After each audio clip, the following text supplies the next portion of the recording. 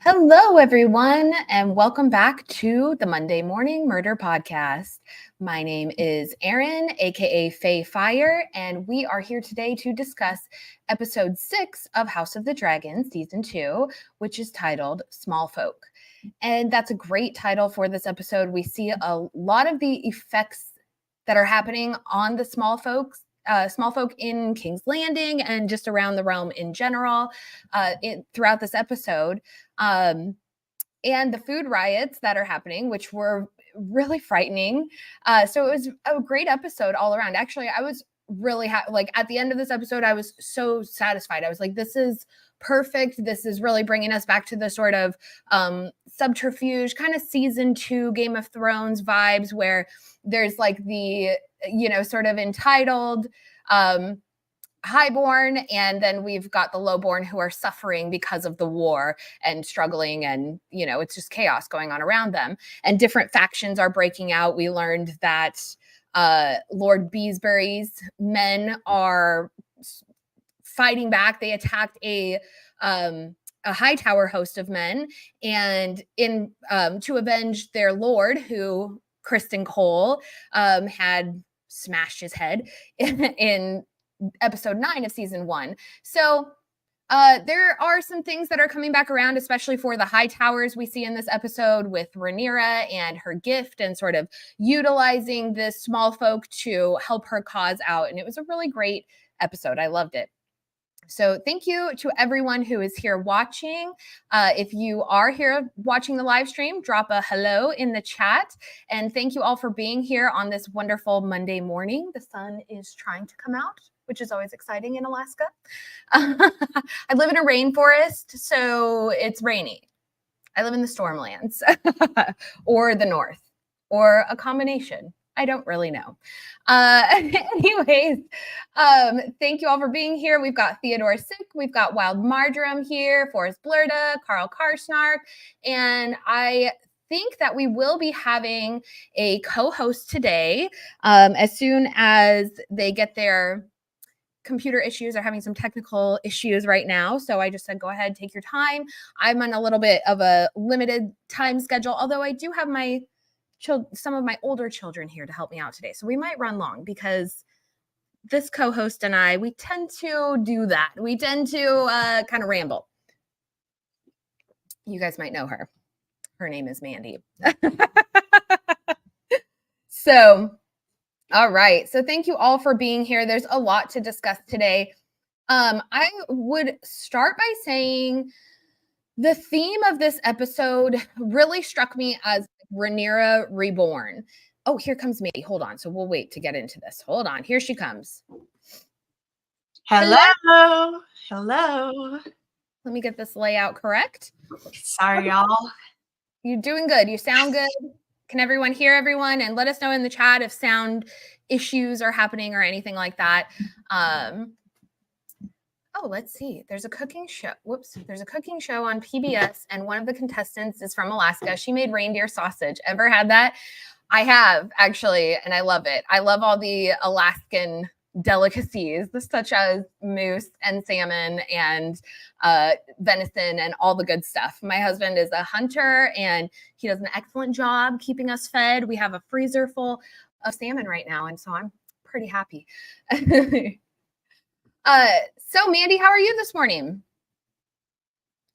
Did I mute you? Okay. Oh, I think you muted yourself. Hi, I'm dying to get into this episode. I'll tell you this with the heavy symbolism, and there's so many layers in this episode. I mean, I don't even think we're going to be able to talk about them all, but I'm really excited to be here, and I'm ready to face death in this episode. Yes. Well, it's definitely an ever-present theme, but I feel like we've been talking about this throughout season 1, this sort of life, death, rebirth symbolism. And I was just starting to say, Mandy, that I feel like this episode's theme was Rhaenyra Reborn.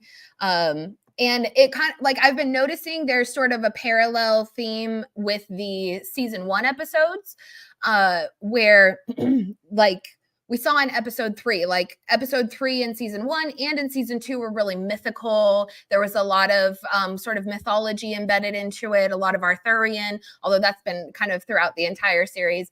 But yeah, so in this episode we had, like, similarly to season 1 where Rhaenyra starts out, it's the time jump. So this is our, in season 1, it was the first point of us meeting Emma Darcy playing Rhaenyra. She was also literally giving birth in that very first scene that we saw her. And so it's like really powerful. But then in this episode, we have something similar where I feel like she was just like, her personality was reborn. She's really starting to embrace her inner Visenya and what that sort of represented for their family. And also Rhaenyra reborn as a lesbian, but but that's another story we'll get into. that's definitely a reforming fire to bring up some heat and some life. That's for sure. Mm-hmm. Yeah, I the whole episode is just this whole dynamic couple where there's like this ancient couple, if in so many different religions, between her and Daemon, and just this whole sun and moon element, this death and rebirth where they're switching off the voices of each other. They're trading with their partners. What was high is now low. The least of them, the small folk, is now the greatest of them. And I think that there's a lot of stuff going on with that too, in biblical references. I mean, I really just, this whole thing about rebirth, and it's not just her that's getting rebirth. There's so many sacrifices, and for her to be an anointing sovereign, she has to see them as the same as her. And that's what we're seeing in this episode. We're getting in the opposite end from the Greens. They're calling them dogs. They're not small folk. They're not people. And we get a lot of heavy symbolism and a lot of heavy messages throughout every character, and every single person is going through some astounding kind of either atonement or awakening into their destiny. Because right now there's been so many distractions. There's been dreams. There's been dancing. There's been some delivery of messages, slander, whatever, but there's been more death. And now it's time for them to step into their destiny. And it's so exciting. I mean, I'm really, yeah. Let's get going. I mean, where would you like to start? Well, I just want, so a couple more things, like what you were saying, like stepping into their destiny. And I actually really love that idea. Like, we were actually talking about that last night, chat. And Mandy had said, what was the quote that you said? I'm looking, I have like 10 pages of notes. Oh, okay. I was so excited. Yeah.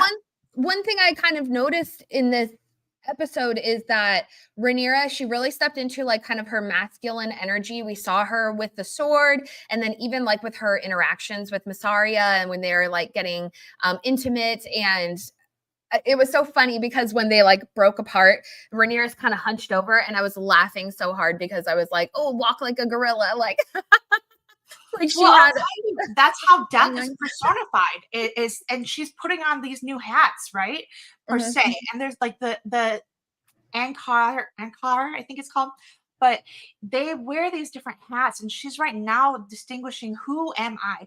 Am I wisdom? Because I've been wisdom. She's been speaking in the voice of her father. She's been, hearing. It's democracy destroys your destiny. That was what I was saying. Because she's been allowing her father's reign and not reigning it for herself. She's been a servant. She denied her heritage. She like what's the whore's name again? I forgot. Mysaria? Yeah, no, the other one. The one in King's Landing. Sylvie?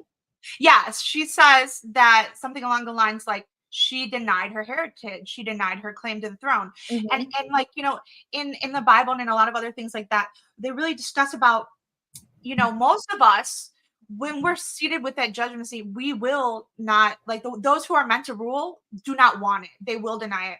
And there's a process of reclaiming it. And she's starting to do it. But now she knows, and she's going with it like with a godlike approach. With the Daemon did it, but not in a humble way, not in the right kind of way. She's going with it as, okay, let me edify myself in the situation. Let me be consumed by my family's fire. let me be in the fire so that I can truly rebirth to this astounding person. And right now she's hearing the voice of her father, she's hearing the voice. So this is really great because she's stepping into her voice, and through that, because she has wisdom with this deep connection of Massaria, that she's getting someone to listen. No one's listened to her because she hasn't heard her voice, you know? Yeah. Their scene was really beautiful. And I think in so many ways we continue to see these parallels between them.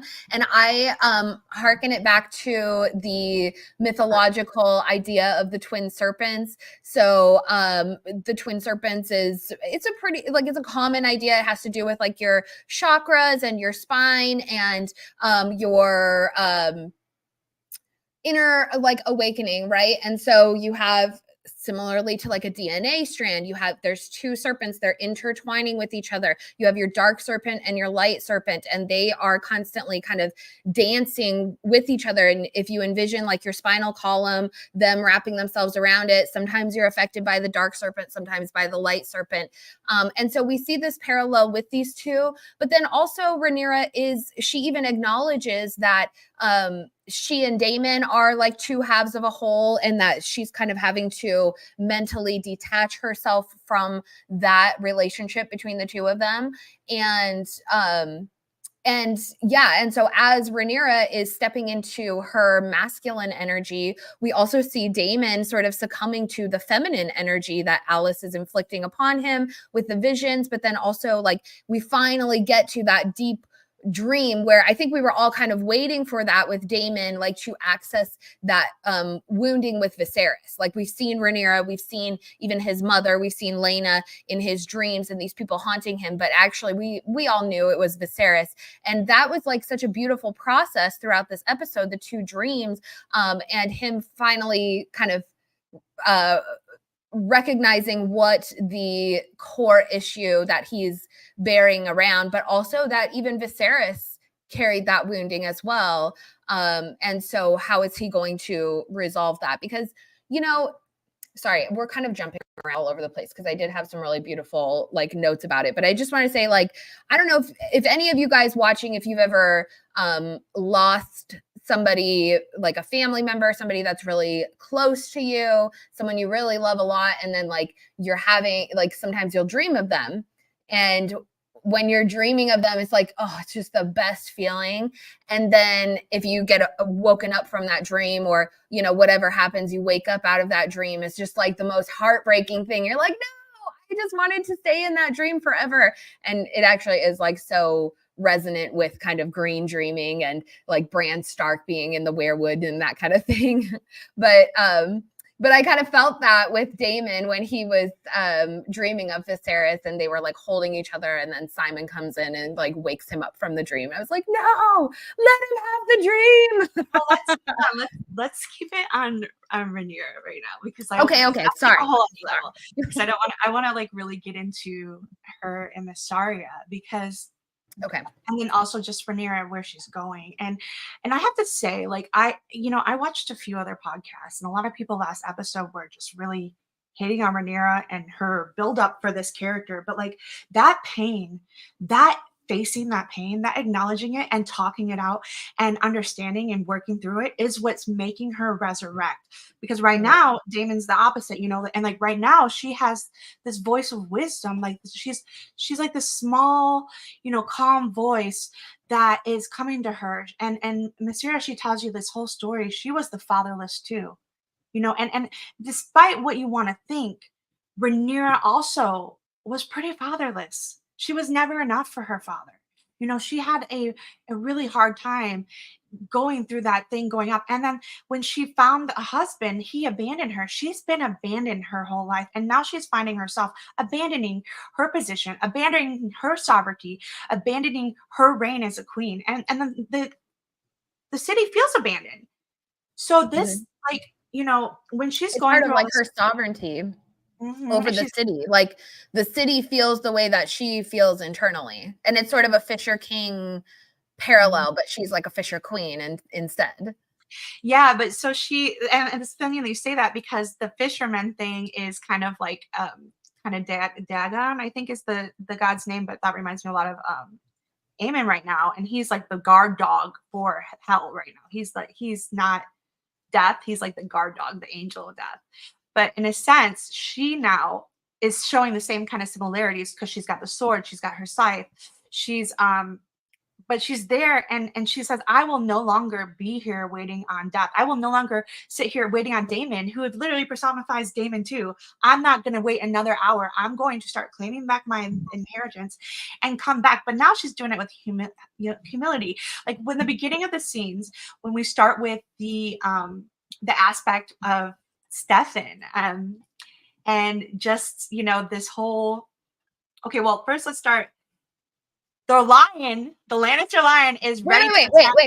Wait. Before we get too far ahead of ourselves, so let's break it up into sections. So we'll start with the blacks just because we're already kind of in that conversation, and then we'll switch back to the greens, and then we'll do Harrenhal last, if that works okay for you. I'm saying in the beginning of her, like. Oh, okay. Sorry. Yeah. So can I say one thing about Mysaria really quick? Oh well, yeah. Oh, okay. Let's get to her. Yeah, we'll get to her. Okay. Well, I just wanted to point out, I feel like with her father, like, yes, Rhaenyra does carry this sense of feeling abandoned by her father, or maybe he didn't like raise her well enough to handle the situation. Like she's kind of feeling a little bit sorry for herself over the past couple of episodes. Oh, my father didn't teach me how to fight. He didn't teach me this, that, and the other. He just had me be his cupbearer. Well, with Mysaria, she had a horrific childhood. Horrific, like the worst, like that's one of the worst stories that I've heard. He R-worded her, and then she became pregnant, and then he tried to end her life and also the baby's life, and so she's never able to have children again. I mean, it was very horrific, and she promised never to trust anyone again. And I just feel like those stories are like inversions of each other, and going back to like the dark and light serpent, like Rhaenyra is the light, and Mysaria is the dark, like you can really see in their hair and that sort of imagery. But both of them are making that choice to relinquish their unwillingness to trust, right? Or their inability because they've been hurt. And like Rhaenyra, she's clearly like so wounded by what happened with Alicent in the past, which she just, I mean, like, and I think, you know, let's talk about this in Yellow Jackets terms. Okay, like I have been there. We've all been there when like someone that is your best friend has cut you that deep, and you can't let go of that wounding, and it causes you to never like have trust in others, or be able to trust a future friend in the way that you did that one person if they've hurt you in that way. And so, and I made a little video about this called Cannibalism as a Metaphor for Love, if you guys are interested. But yes, exactly. Yellow Jackets terms, speaking my language. Exactly, Wild Marjoram. But so in that light, like Rhaenyra has never been able to let go of that pain. And then the same with Mysaria, where she's finally relinquishing, letting the walls down, and choosing to trust in Rhaenyra and what she represents. And they both share that wounding from Daemon, where they realize they can't trust him. And so I think that that's why Mysaria can relate to Rhaenyra in such a way. And it's just beautiful. It's like a really beautiful formation of a friendship, right? Right, so Mandy? It's not even just a friendship. It's the understanding that everybody has their part, the understanding that they are working for the greater good. And they're doing this by giving, and they're coming out of this death, because where she was abandoned and left in prison and not heard and not followed through on the promises of Daemon, so was Rhaenyra. And so they found that common thread, and understanding that they are giving all their hope and putting all their hope into the false king, the false redeemer, the false savior. And so they need to do it with them because they have everything they were born with to do it. And I think part of Mysaria's story is telling her, like, you were made for this, like I was made for this. And now Mysaria comes in like the voice of wisdom, but like you know, and helps to have that spirit and wisdom to regain that glory for Rhaenyra. But also, like, I'll tell you, this whole first fruit thing, there's a catch to it, because this is like an anointing of the prophets. This is what calls you in, because first fruits aren't you giving your goat to feed the dragons. the dragon is feeding you, and she's doing it for just because she loves you. She's giving it to the greater realm, to God, which is the realm. She's giving all the best she has as soon as she has it to share, to feed. But and from that, it's the beginning of a new dawn. It's the beginning of a new day. It's the beginning of a new era, like Adam, ADD, he's after death, Rhaenyra's reborn. We have this whole death and rebirth thing, and it's so apparent when you really get into the nitty gritty of it. And this whole promises, there are promises that are made by the offering of the first fruits, and there are like old covenant laws that come through to provide you and to tell it. So the first fruits are giving, yeah, they're just fruits, but it's calling those people, and those people are fruits of this, like those people are seeds, those are actually souls that they're getting to their side, those are fruits that are abandoning the greens and coming to the blacks. So there's like a deeper sowing of the seeds, but you think it's something.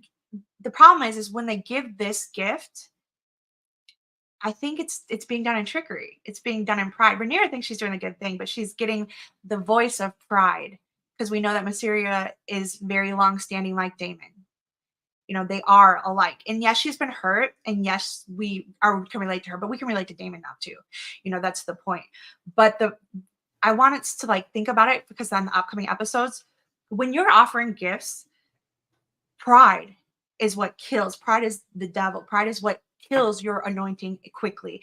And that's actually what killed Stefan, or Sir Stefan's anointing too, because as soon as he got up to the altar, they were singing, first off, he was calling to other gods, fear from the beginning. Then when he started to step into, by another voice of wisdom, another woman behind him, by the way, behind his shoulder, not death, you know, she's like, obey, obey, because it's about obeying. It's about doing and going and facing death for the greater good of the realm. And he was all about that. He gave it free willing. He was a first fruit. He was the most perfect sacrifice.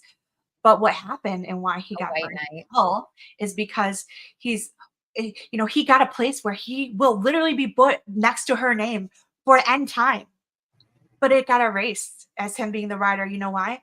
Because the moment he says, I've done it, it went back to pride. Yep. And it condemned him.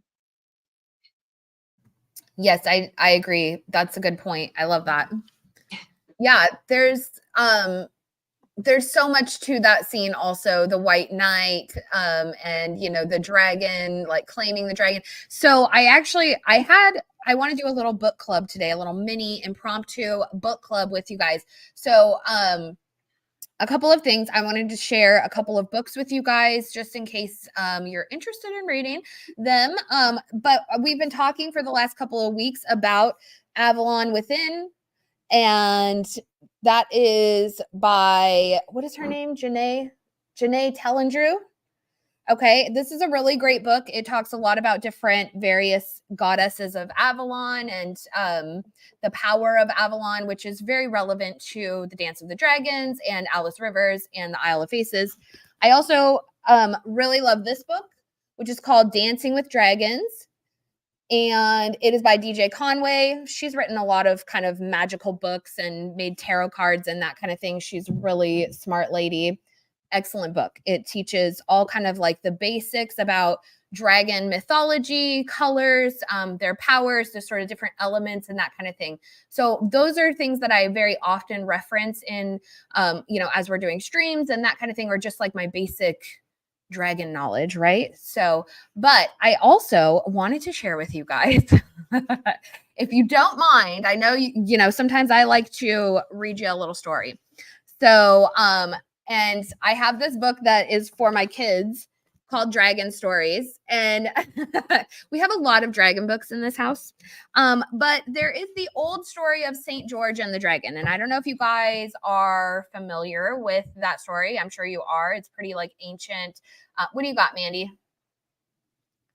What's she bringing book club? Hold on. Actually, this is to send to you. I haven't sent it yet, but Morgan and you. With the sacrificing of the lamb and the unicorn. No, the unicorn wants to be like the lamb. But the lamb the unicorn's 1 in a million. And the lamb is a sacrifice. So it kind of actually goes along with what we're saying, and like and the willing sacrifices. And that's what St. George and the Dragon is actually all about as well. So the one I'm going to read to you guys is a children's rendition. There are older versions of the myth. And so, but let me just read it to you guys because I think it was really relevant to this episode and the sacrifices and the lambs and all of this. So, long, long ago, there was a city whose inhabitants lived in constant fear of a dragon.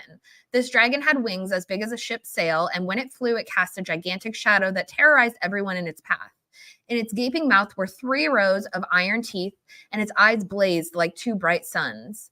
No one knew where the dragon had come from. One morning, the people of the city had been woken by a noise like a roll of thunder, and when they rushed out of their houses to see what had happened, they found flocks of birds screeching and squawking and flying in all directions, while their animals, cows, sheep, and goats, were running in terror from the pasture by the lake. After that day, the citizens kept their animals safe within the city walls and bolted the city gates. The dragon spent most of his time sleeping in the murky depths of the lake not far from the city walls, but at dusk it would heave its great body out of the water and lumber off in search of food. It ate every living thing it could find, and with the flames that roared from its mouth, it charred every tree and blade of grass for miles around. Then in its fury, the dragon came right up to the city walls and breathed fire and poison into the streets so that all the men, women, and children with their cows, sheep, and goats had to shelter wherever they could to escape the heat and stench of its breath. What are we to do? Said the king, who was the most frightened of them all. Some king, right? Who is brave enough to go out and fight this dragon? When no one answered, he groaned. Then if we cannot kill the dragon, we must try to keep it away from our city by leaving food for it near its sleeping place in the lake. So they began by dragging 2 sheep to the lake, where they tethered the animals to a tree trunk while the dragon slept. That night, it did not come near the city, and the citizens felt safe in their beds. They did this until there were no more sheep left. Then they took the cows and the goats and even the cats and the dogs to the dragon, but still its hunger was not satisfied. At last they realized there was nothing more to offer the dragon except themselves. But who should be the first? They decided to draw lots. They collected all the small white pebbles they could find and put them in a bag with just 1 black stone. Familiar? They tied a string around the top of the bag and pulled it tight, and until there was only room to put in a hand. Then each citizen in turn, as well as the king and his daughter, picked out a stone. Whoever got the black stone was taken out to the dragon's lair so that the rest could live in safety and at peace. Every day there was much weeping as children lost their fathers, mothers lost their sons, and babies lost their grandparents. Then one morning it was the king's daughter who found the black stone in the palm of her hand. The king shouted out in his grief. He loved her so much that he told the people that he would give them all his gold and his silver in return for her life. But they said, "No, why should she be spared when so many of our children have been sacrificed?" Helena vibes. The princess herself was a very good girl, and although she was very frightened, she knew that her father must share in the suffering of his people. So when the king kissed her and said goodbye, she held up her head bravely as she was led out of the city to the dragon's lair. She never looked back and did not flinch as she was bound with ropes to the tree trunk. But when she was left alone to wait for the moment when the dragon would wake up, she began to cry very quietly. Then she heard a sudden noise, the sound of a horse's hooves, and across the charred ground came a knight. His horse was pure white, his shield bore a red cross, and his armor was so highly polished that it glittered in the setting sun. "Why are you weeping?" asked the knight. "Oh, don't stop," answered the princess. "Go on your way very quickly, or you will surely die, as I shall soon." "Why are you going to die?" said the knight, and when the princess told him about the dragon, he drew his sword from its scabbard and held it above his head. "Don't be afraid," he said. "By the vows I took when I became a knight, I promise to help anyone in distress and to fight evil wherever I find it. Trust me, I shall find the dragon and I shall win." Immediately there was a stirring in the lake as the dragon began to haul itself out of the water. The knight's horse reared in terror as the dragon opened its hideous mouth and roaring flames appeared. But the knight swung his sword against the dragon's wing, and when it was lifted in pain, the knight flung himself against the dragon's body and plunged his sword into its side. The dragon fell to the ground, and the knight swiftly freed the princess from the ropes that held her. "Give me your girdle," he said, "and I will bind it around the dragon's neck."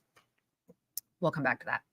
And when he did this, the dragon closed its cruel jaws, picked up its feet, and followed the princess and the knight meekly into the city. The people looked out of their windows and could not believe their eyes. Then the king saw his daughter and rushed to embrace her, shouting for joy that she was alive.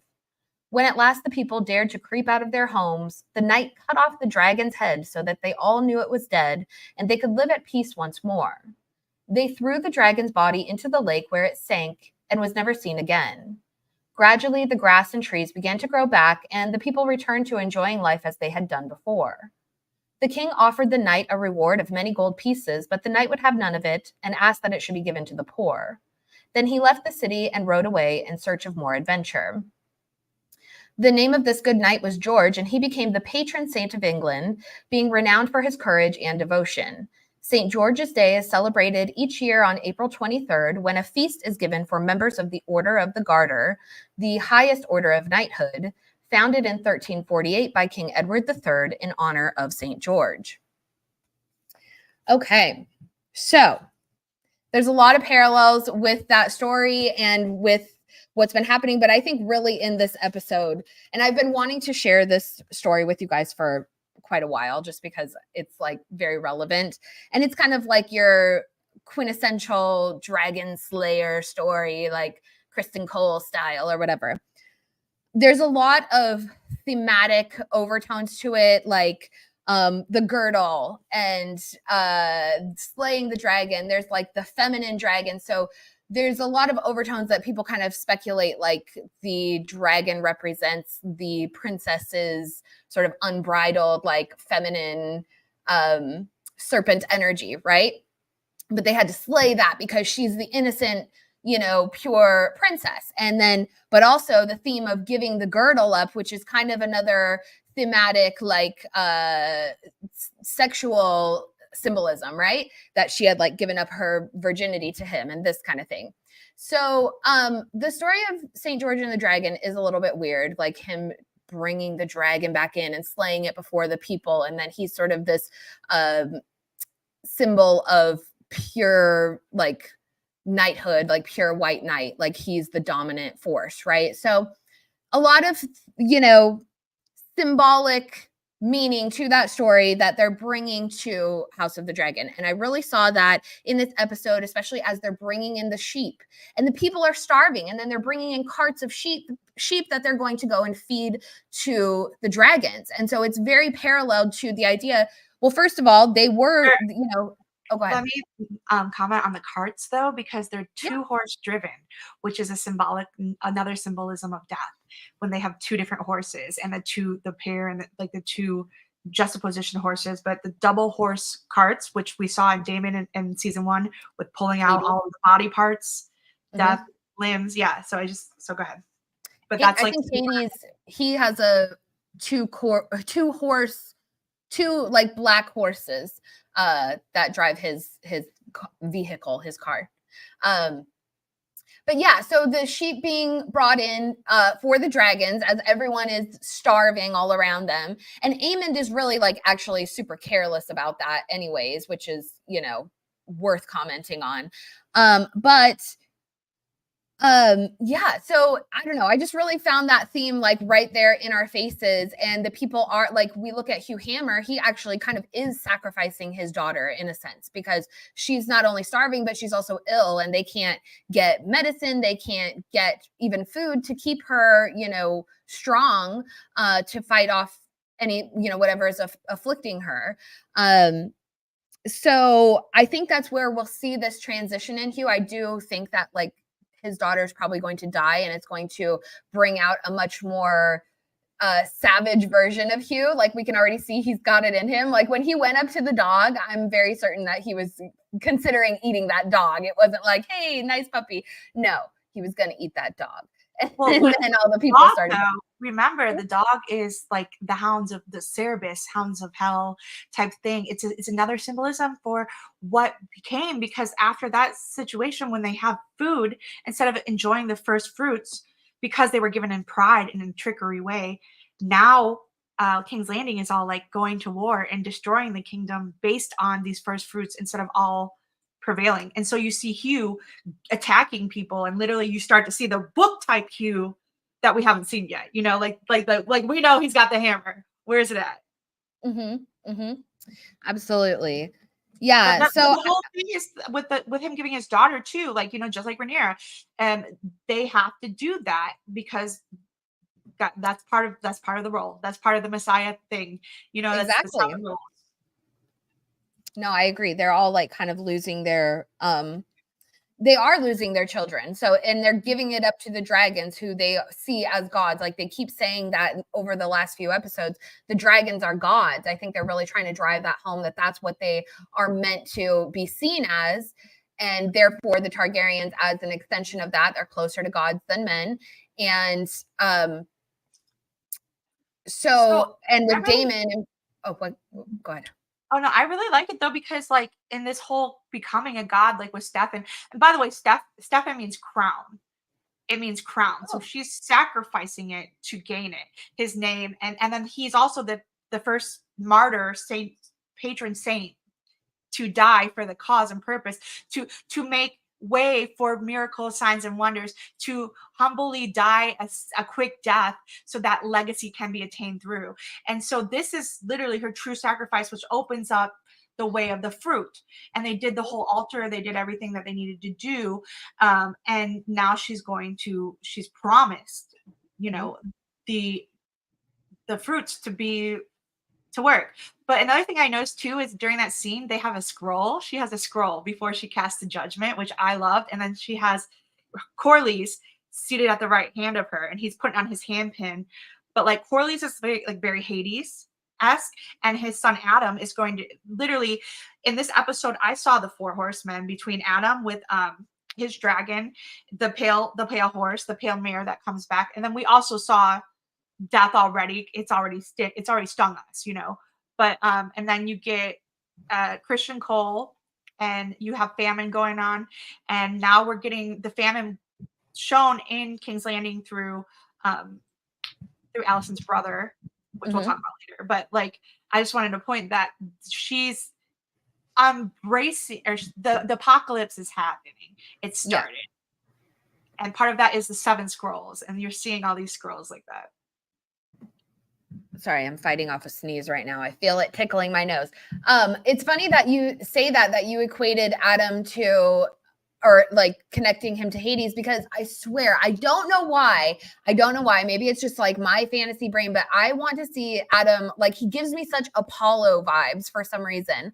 And so then I was kind of equating Corlys to more of like maybe a Zeus type figure, but you know, him and Alan, like there's just something Greek going on there. Okay, right now, yes. But the thing is, turn cloaks, when they do turn, they become the death.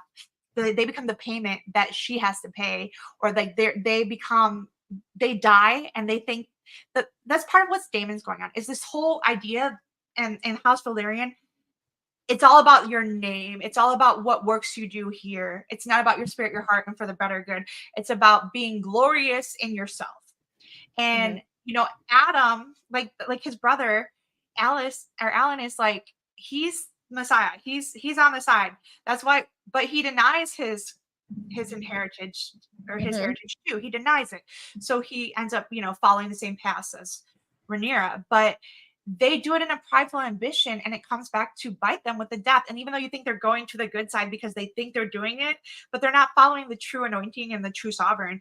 And they want to do it because of prideful greed and other things that aren't to serve the realm, but it's to serve them. And so this whole turn cloak is death turning its face around you. The cloak is back on, you know, like this whole, instead of you embracing death, because right now they're looking death in the face. They're looking the dragon in the face. They're embracing it. I am a dragon. They're becoming one. But instead of living with Rhaenyra and growing through this whole, you know, adoration and this whole growth together, they're going to end up dying. And that's why House Velaryon is always dead. They're dead after this. Well, and you know what? And then, not Vela, sorry, the other one.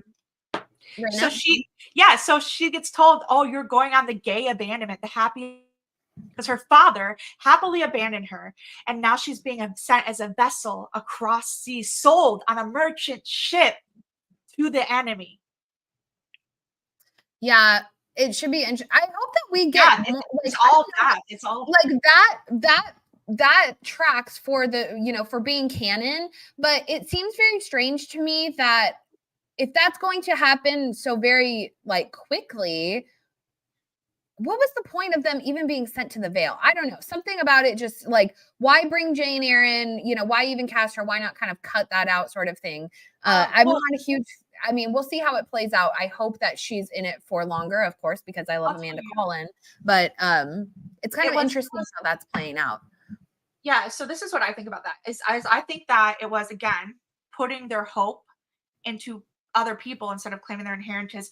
So she already had a dragon, but they're sitting there lying to them. The ruined stone, it's ruined. Like, it's already ruined over there. And so when she tells her, when Damon gets told go back to ruined stone, now Dragonstone's ruined. His house is ruined. It's still a ruined stone.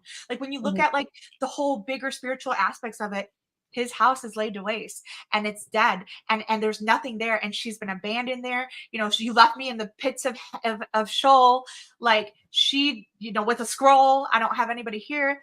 But now she's bringing it back to life, and unfortunately Damon is not there for it. Mhm. He's too worried about Yeah. saving everyone else's soul instead of his own house. And that's kind of the juxtaposition with, the Greens right now too. Like, Mhm. like we're seeing death becoming them, and also with Rhaenyra, because when Massaria says to her, when she's holding the sword, like the sheath, and she's furious and she's ready to just slaughter, oh, that becomes you. But Rhaenyra puts it down because she's not going to own that, because that was her, but she's going past it. That was her wanting to be like, wanting to be a conqueror. That was her wanting to be like her father. But she's more into hearing the voice of her son, getting rebuked through it, getting listening to it, and growing through the voice of the small people, growing through the voice of her counselors, but also claiming herself. She's finding her voice in the sea of voices, by the sea, lost and drowned. And now she's finally, by listening to her son, she's able to do wonders that are mad to everyone else, right? To bring on a Tyrion line. But she believes in the power of her blood. She believes in the old blood. She knows what makes that covenant and the new covenant, from Valyria, like, let's say this is the new covenant, like, if you want to compare it to the Bible, like the covenant of Moses versus this, like, where you're not covered by the rules, and Damon's dealing with that too, in his own way, when we'll see that next episode, with the old covenants of the old gods and the laws of Moses, quote and say, and then the new Mhm. covenant with the powers of the blood. And even Alice, I call her Alas, here we go, but this whole awakening thing, to recognize that you have everything you need to be a sovereign, So, greatest, more than you can ever be inside of you right now.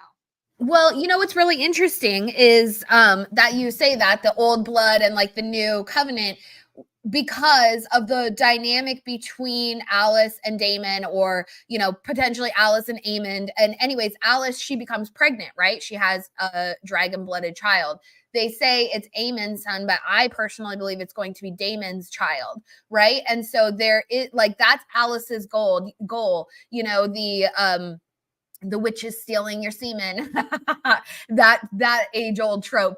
Thank you, What We Do in the Shadows. But so Okay. there is something there to that, with those two coming together. And then last week we were talking about the goddesses, but when she's cleaning Damon's hand wound, I was like, oh, this is like very Mary Magdalene of it. And I didn't really realize it until I was like editing that video on the rewatch. But that's what the vibes she was giving me, where she is like that sovereignty goddess, a Mary Magdalene type figure. And then she has like this, warrior king, but also, it's like Morgan and Arthur, which Yeah, again, she's that very was really Morgan. heavy in this episode. But, And Ishtar and some Hecate vibes. But she also, like, she reminds me of the spirit of the Antichrist, though, because she, instead of like Pontius Pilate wipes his hands clean, she is getting her hands dirty, licking the blood. You know what I mean? mhm, And I also, back to your idea about, or I mean, the idea with Aemon, like, death right now, they're dead. They're dead. They both represent the same character, death. mhm, They're, but like I said, Aemon's not the king. He's more the guard dog. You know what I'm saying? And mhm. like, and I think Damon is like the angel of death. So you could get, like, death has many faces, many forms. You know, it's not. They could Well, be. those You two know, are we so have your mind a paralleled. little to reach, but it's just kind of fun to think. So, okay, when it comes to like the eye for an eye symbolism, okay, and I just made a video about this. If you guys have Sun not for seen it, sun. definitely go check it out. But we talk about like the eye of Ra versus the eye of Horus, which Damon and Rhaenyra combined are the eye of Ra, but the eye of Horus belongs to Aemond, and the eye of Ra is associated with the sun, and the eye of Horus is associated with the moon. So with Aemond, he has a lot of night, dark symbolism, like night king symbolism. So there's kind of something there with those two being like foils or inversions of one another. One is day, one is night. They're each powerful, but it's like who is the dominating force. I do think that there's something to that, like with Damon, with Aemond being death, becoming death. Like he is a death symbol. And so that in this story is actually very equated with like Night King symbolism. So Yeah. there's Okay, something so to that. And we're for seeing that sure. more and more, obviously, from him. Like he is just becoming a violent, uncontrollable force that is he's becoming Maegor. Like the worst aspects of Maegor, or as it is written, he's post coma Maegor. Yeah. I mean, honestly, I think he's gonna be the Messiah saving the souls. But in a sense, afterwards, you know what? His pride is gonna take him. It's gonna be his downfall at the end. But I want to shout out, hey Amanda, Disputed Lands, good to Hey see you. Thank Amanda, you thanks for being here. If you want to come on, just let me know. I'll send you a link. So let me read you about this, also known as death, because like the Grim Reaper, the old father time, because when Damon's in there knocking on the door, before I'll set you a door that no one can open and no man can shut, that you have to go to the sovereign father or the higher authorities in the spiritual realms to open this door. Damon's not going. Who opens it? The old man, strong man, which in the Bible it says a lot of the strong man comes as the enemy. He comes to destroy your house. Once he's in your house, he'll knock it down. But anyway, so you have the Moor's head, the death's head, the harvester of sorrow. And we saw with Aemon, I mean, everybody has their knife. Everybody has all the symbols of death have their seed. And we saw with Damon when Aegon fell, he cut the grass. He sowed the harvest there. And then so that was the harbinger of death right there. But it comes as an unseen, and it's usually seen as a tall, gaunt, skeletal old man befitted in your mourning attire or black. They can claim his head and turn entirely upon his shoulders, and his eyes are empty black, sometimes chasms. You know, Oh, cast sightless by Saint Peter, which, anyway, sometimes the wretch are orbs from their sockets. They go blind and they're suffering and grief, and then they're blind of those that left behind. They don't even remember. Many people who try to cheat death, some succeed, but they only manage to temporary delay, as in when Aemon was saying, "Oh, it's okay, we got to go now. Time doesn't matter." In this scene, he was very adamant, and time doesn't matter. Oh, I'll come when I come. How much is he's speaking death? You know, whereas just suppose you have Damon fearing time. You know, you have this whole old element of like the Chronos versus your Casares time, where you're able to gain your worthy, gain your anointing, or you're going to be a slave to time. And right now he's taking the anointing and the full thing of death. But this is the part that I wanted to share with this too, is that they come as beasts, and they're known to come calling in the dead of a night and hauled by horses or oxen or giant demonic beasts. But they also come as pigs, dogs, or beetles. And you see his sister, the beetles are dead. They're not singing. one of Him them's and not the pig symbolism, the giant beast he rides, old as time. The old. Wait, read the quote one more time. Sorry, I wasn't fully listening. Read it one more Sorry, time. I'm kind of paraphrasing it, but so the demonic are cadaverous, and they consist of pigs, dogs, or giant beetles. They sometimes walk alongside, but these things are known as Anku's chariot or the Hell Wain. And meanwhile, you go back to the boats waning. So these vessels, these chariots, these vessels ready to carry. And that's where House Valerian is, because I mean that's strongly implemented there.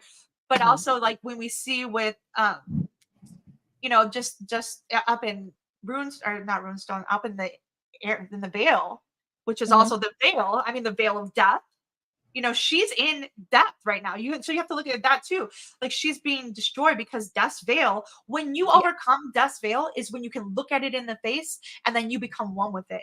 And then when you become one with your death and accept it and acknowledge it and say, I am not going to be dead, I'm not going to sit and wait anymore, is when you can finally resurrect. And so this is, but like these guys, he wants to be death. He has no he's dead to his mother. He's dead to any love. He's dead to everything. And his mother, trying to be the voice of wisdom, he silences her. He doesn't even want to hear or listen. He seeks Mhm. to another, instead of understanding that wisdom and death and all of these forces can be brought by many. And that's where Rhaenyra is too, realizing that the power of her blood, can be brought by many, the small folk. The small folk is where these things matter, because death comes in the small folk. Wisdom, sovereignty, everything comes to all those who listen to the Father and they call back. Yeah, it's not a prize to be won, it's a burden to bear, as Alice said. Yeah, and I do think that, like, we're seeing that more and more, that Rhaenyra is, like, she is sort of a Fisher Queen aspect of King's Landing, or of like the Red Keep. And as the people starve, she's starving. She's trying to claim her power um, and like lean into it. She's tired of having people die for her in her name, and her being powerless to do anything about it. So I love that moment at the end where she finally like reclaims that. She just hops on Cyrax. She's like, I'm done sitting around. I'm done with it. I'm done doing things. Yeah. But yeah, she's definitely a sovereignty like representation of the land, or at least of that general area, because I definitely think that we have the same kind of energy from Alice in the Riverlands. And the more, and I'm working on a theory about that, but because I am just having like more and more thoughts about Alice and what she actually represents. And so I'll hopefully have a video out for you guys maybe next week about that. Yeah. You're, So the also like Alice and not or Alice, like the whole Phantom Army thing, the Phantom Armies of Death, and like throughout history, they were always like motions of war. She is literally like Ishtar in a sense to me. She's the bringer of war and death, and gallons of blood have been spilled into the landscapes of these places where these phantom armies roam, and they have like ancient battlegrounds that charge them emotionally for this to live again. And she lives on the carnage, like even though it's peace to her. She hears it and well, feels them, but she's still very peaceful. She's still, well, she's not destroying her. it's She's also representative of the werewoods, because blood sacrifices were made to the werewoods, to the old gods. They drink the blood of those, like the trees drink the blood of the sacrifice. Bran, when he's in the tree, he can like taste the blood that the tree is drinking. And so there's definitely something to that idea, especially to the one weirwood tree that's growing within the walls of Harrenhal, but is literally like right next to the God's Eye Lake, like on the other side of the stone wall from it, which is exactly how I envisioned it in my mind, because it's drinking the, whatever blood or like the fish feed that happens there, or when Daemon and Aemond and their dragons, this magical cauldron is kind of how I envision the God's Eye. It's a cauldron for the sovereignty goddess of the land. As wild as that sounds, I swear to you, that's what's going on. Yeah, and I think also like Damon. So Aemon here is very personification of death, but Aemon fears it. Like he is. I'm sorry, Damon. I'm sorry, Damon is fearing death, and Aemon is owning it. But Damon is now, instead of being, donned as the king, he's now the damned. And he really has like this whole Mhm. thing, because he's not damned to hell, he's damned to like penance. And they have to work eternal or impossible task. And, you know, giant in history, they've been like given like these humorous overcoming tasks, like, okay, I'm gonna rebuild Harrenhal. Like, come on, with no money, whatever. But he's not the anointed. He can't just get that. He doesn't have that. He's lying to himself, and he's lying to her, and she's sitting there feeding on like she's like kind of a lob, which is like a type of or the bats are lobs, which are like parasites that they don't do on undigested food. They feed on flesh and blood, and they feed on raw emotions, and the more negative the better. And they like kind of, they're murderous. They linger around you. They're trickery. They want to get a rise out of you, right? But the damned, though, they're like the corrupt magistrate who had condemned many to death or imprisonment, but they're rather take a bribe or do anything than true evidence of displaying any kind of guilt. You know, there's rumors of their crimes, torture, deviancy, murder, more and more. They're involved with all the evil spirits, all these things, but they will never be able to recognize it in themselves. And so I'm really like, I know that we want to see him go through this, but like, he's Daemon. All he's done is ever let us down. And he's never fulfilled. Like, he's always abandoned everything. Yes, he has. Since episode 1. We have been warned this and warned this and warned this. Are you listening to the voice of wisdom, or are you going to be straight folly? Because he literally mentions half of his quotes are about folly or talking about others. Even when she's calling him out about being and claiming his inheritance, well, she never wanted it.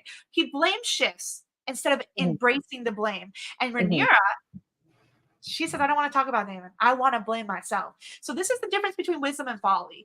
And when you start to hear the voice of both, you need to take the voice of both, which she's doing, and he's not doing. He's being condemned and damned for it. And he's also feeling it.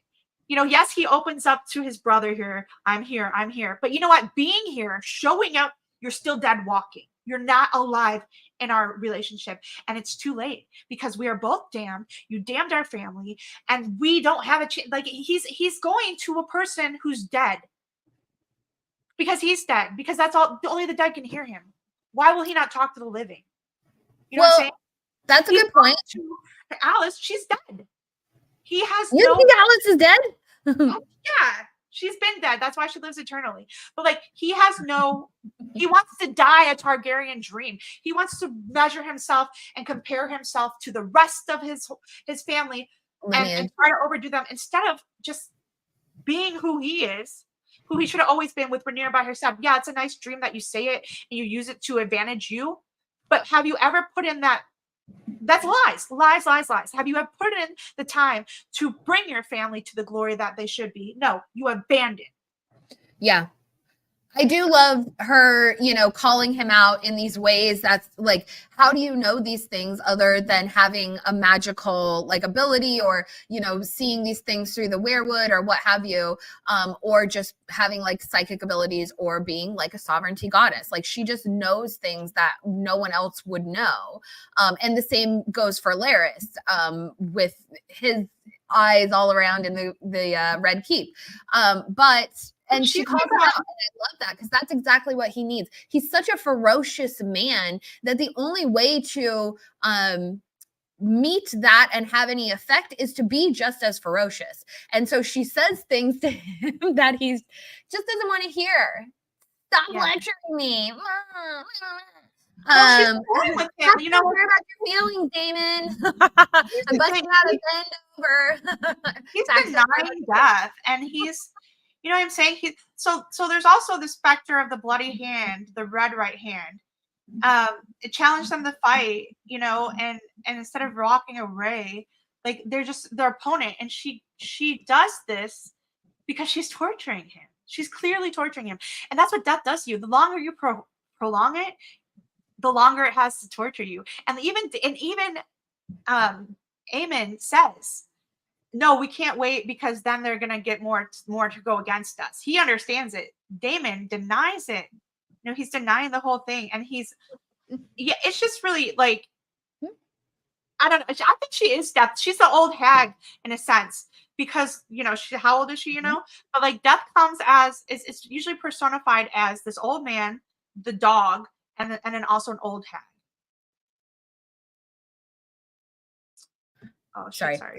Um, yeah, no, I agree. She is an old hag. There's something to that. We talked about it last week with the Kaliak goddess, and she is an old hag. She's an old um, representation of winter, an embodiment of winter, and she's like a Irish and Scottish goddess, and so much of the mythology from this story is pulled from Irish, Welsh mythology, Arthurian legend, and that kind of thing. And then of course, with the battle of summer and winter, we have to wonder if Alice could represent the Kaliak or be an embodiment of the Kaliak or some version of that myth in this world. So there's And she's an old hag. That's part of the story. And also she has connections to Gawain as well. And so I would love to see that. I really would. So there's this other thing called, okay, so this, it's called the Spectre of the Bloody Hand, which obviously we see her when we first see her with the bloody hand. And it says it's an ill-tempered phantom Highlander that will stop menfolk at her stead and challenge them to fight by cussing and shaking the fist. And it's considered better to just run away than to indulge the friend in foe and tumble. For although prideful, sturdy men may consider this slight phantasm not too much of an opponent, in fighting them they will be proven woefully wrong. Are you friend or foe? Are you my woe? Are those who accepted her challenge, they will be edified, but through certain to be facing death within 14 nights. So 14 nights of these things. I don't know what the time is in there, but it could be interesting to see. But it was said to have brawled. So during these things, it was said to have brawled with 3 brothers, all who were killed instantly. So I don't know, like him. Do you count? Sorry, I'm just trying to. Sarah's wife. Like who has he seen? Who has he brawled with in his dreams? Has he gone against 3 of his brothers? Definitely his mother. I mean, so the French, also more omens of death are insensual things, being in bed with your mother. The clouds, the storms, the thunderstorms, the king for a day. He'll be king for a day, but he's turning his face away from also he can't even face death. Viserys is turning his face away. That's it's that whole prideful thing, looking down on people, but the poisons where he thinks he's being poisoned because he's so polluted by her and her witchcraft and by death, that the skull and bones, which also is Calvary, by the way, the crossbones, they say it's a symbol for Calvary back in the day where Jesus is crucified. And here we are. Look at this, crucified. And just like he's missing the call of he's missing calls in this land. I love this shot as well, because it's very like Viserys had a lot of sort of Christ-like symbolism or sort of Holy Spirit kind of thing, and this photo especially kind of captures that, because Daemon is submissive, like staring up at his lord kind of thing, and we rarely see that from him.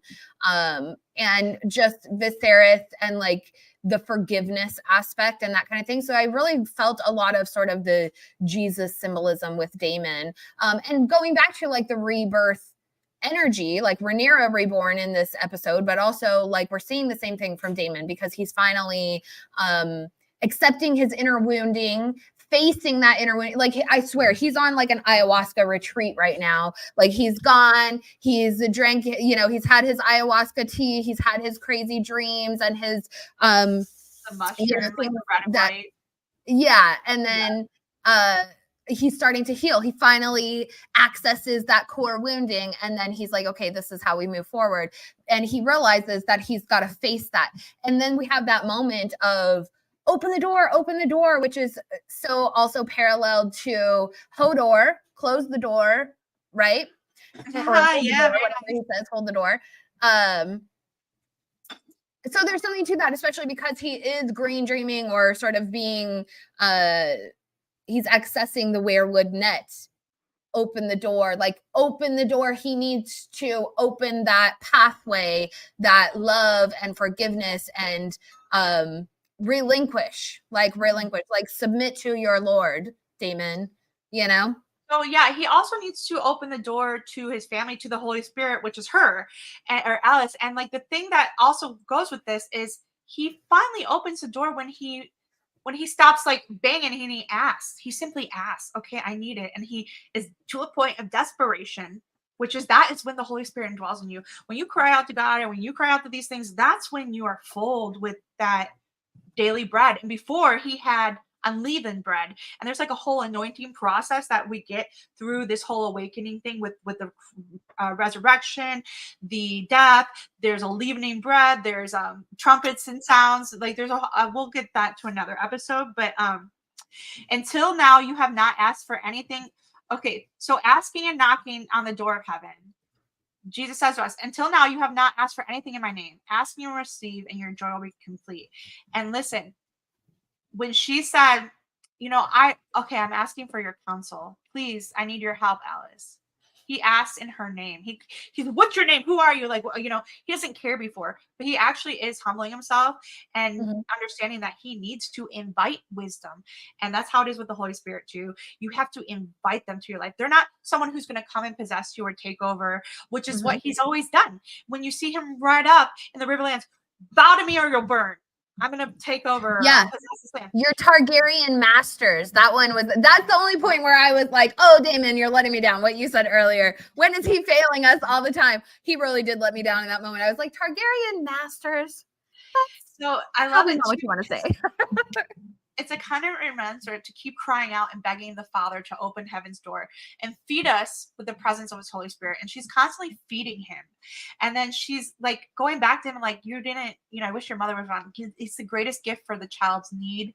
And then it's like there's another, I don't know what, I'm going to paraphrase it, but there's a whole verse that's, similar to until like before me, when you are prepared to come forward or whatever, there are many doors no one can open, or there are many doors no one can close until you call upon me and you have me right now. And if you ask, I will shut those doors and I will open those doors to the realms. And he, it's something like that in the Bible. I'm paraphrasing. Please don't get mad at me, y'all. I should know it. I feel bad. But anyway, there's a lot in my head right now.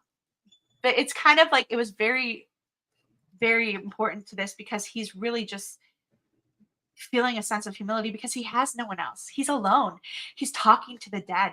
He doesn't trust anyone. He doesn't trust his wife. He doesn't trust any of the strong men up in his house. And there's a whole Bible verse and Bible storyline about the strong men too, who will come and raid and pillage your house, which house like Larry Strong is doing it too,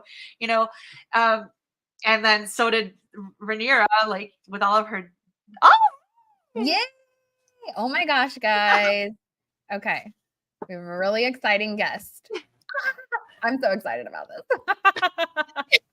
Hi, Amanda. Thanks for being here with us. Hi, guys. Awesome. Thank you for having me. I was not expecting this. Neither was I. This is awesome. Yeah. This is really exciting. I've wanted to have you on for a very long time, so I'm very happy that you're here. Oh, you know what? Give me 1 second. I need to fix this. My audio.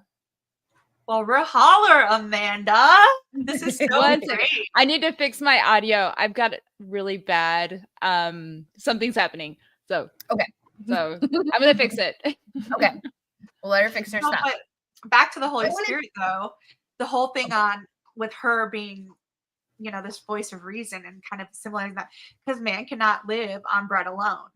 And and there's just so much symbolism and through many of the episodes with this. And so the presence, the queen of fish. Because all before he was just walking, doing things blindly working, not getting anything done. You know what I mean? Even in the war in the Stepstones, he wasn't. He's blindly working. He went in there, but now he's able to embrace this other side of him, and it's that thing between: are we working dogs like Aemond, or are we going to be humans? Are we going to be another level of humanity, another level of understanding, another level of sovereignty that is in our blood? Absolutely. I just wanted to, let's see, where is this comment? I saw a really great comment from, is this the one? Oh, okay. So Wild Marjoram had said that Damon is a messenger of the gods, travels between worlds. And we see that like Mercury or mercurial symbolism. Well, even it's written that Damon is like mercurial. And so when we think about the symbolism of Harrenhal, and like the seat at Harrenhal has the green man carved into it, and Damon has been sitting in that. So Carl says Hermes and Odin are the same way, a sort of psychopomp character that can come and go from the underworld. And also in Celtic mythology, Cernunnos, the horned god, he is the one who embodies that symbolism. So he transports the souls of the dead to the underworld. And so he's the psychopomp character that can come and go. And so when we come back to the green man symbolism, and Damon being connected to that, and then the Isle of Faces, like it's all like interconnected, because that's my master theory, is that the Isle of Faces is like a place of reincarnation, life, death, rebirth symbolism, with the green men and like the green skin and the horns, which are like symbolisms of regeneration. So I want to just point out one really quick thing about, to go along with this door thing, because we didn't talk about it with Rhaenyra and the fist fruits, because we're getting bread here, right? We're getting fed by the Holy Spirit, but now they're feeding, you know, the fist fruits. But notice that there was a comment where it goes up into the gates, but it couldn't get through the gates because it's not, because it's done for pride. It's a trickery, you know? Yep. Wanted to point out. Amanda. How are you doing, Amanda? Are you getting hooked up? I fixed it. Okay, cool.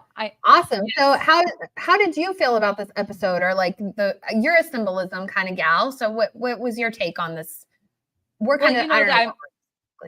Yeah, so you know, I am very into the brother versus brother theme in A Song of Ice and Fire. So we got a lot of that, but with Daemon and Viserys, it was almost like a reconciliation, which I think was very, very beautiful. I have the belief that the theme of this kinslaying and this family member versus family member, brother versus brother, may be like thematic to as far back as the Long Night. And so with like a Cernunnos type of figure that you guys were just talking about. And so I just really thought that was a very beautiful moment where Daemon kind of just realizes, you know, his wrong, and at least in his mind, he tries to right it. And I swear I almost cried when that happened. It was very, very beautiful and touching. Yeah.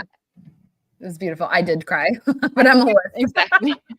It's not even reconciliation. I think it's the first time that Daemon recognized his brother for his worth, because before he was just telling him that he's not strong, he's not enough, he's not this. And it was also him realizing that he's a small folk in a sense. Like, he's not as strong as he thought he was. And his brother has a new sense of strength as well. Yeah, that's a great point. I like that, especially with the visuals of this picture where he is the small folk in a sense. And even to Alice and her sort of all encompassing power that she sort of has, or, you know, her ability to see past and future, and then also in service to Daemon at this point, which is kind of interesting. But yeah, she's sort of she says she's a player, but I don't think she is. Yeah. Well, he's cast his crowns, right? He has done this position plenty of times, but it was all in pride and it was for the looks. Now he's doing it from the heart because he feels guilty. And king for a day is what he's being right now. But he's now holding that to the grave. That's what killed him, you know? That's a good point. I like that. He's playing the king for a day right now. That's great. You're living out your fantasies, Daemon. Let's move on. If you guys haven't watched Amanda's video on the two brothers, it's just two brothers. It's like literally one of the best videos I've ever seen. If someone in the chat wants to drop the link for it, I just love that video so much. I actually was rewatching it the other day. I was like, this is so good. Thank you. So I have two brother versus brothers videos. You're talking about the most recent one.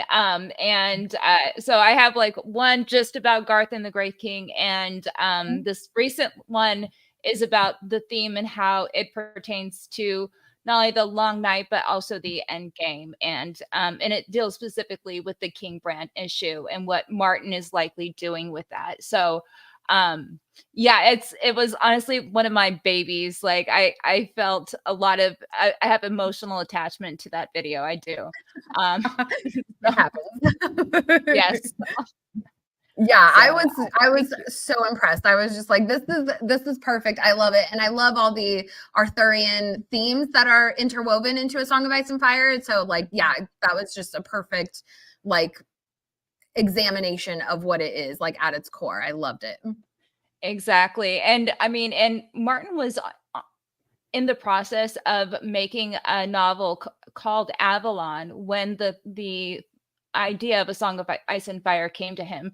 So you know that he probably had a lot of Arthurian inspiration running through his mind when it was first, you know, when that first notion, that first chapter came to him. And that first chapter was a Bran chapter. Oh, what's the title? Oh, I don't know what the title is. It's the one with like Bran in the thumbnail. I changed the thumbnail. It has Bran in the thumbnail, is what it is. Yeah, it's like Bran and like Once and Future King kind of title. Yeah. Yeah, I didn't know that about the Avalon book until that video. And I was like, oh my gosh, it's so perfect. Because that's like my big theory about like Alice Rivers and the Isle of Faces, where she is sort of a Morgan Le Fay, Lady of the Lake figure who is a green priestess of the Isle of Faces, similarly to Morgan Le Fay being like the high priestess of the Isle of Avalon. So, and they have so many thematic parallels. And then with Damon, he's sort of he's an Arthur figure himself. And I just love it. That is brilliant. I have not watched that, but I will be watching that after this, actually. So that is a really good analogy. That's actually beautifully put. That one's my my baby, like my my emotional attachment video. I'm like, no. We all have those. We put a little bit of our heart and soul into each one of them. So very much cool. So guys, well, let's see, what should we get into next? We've kind of talked about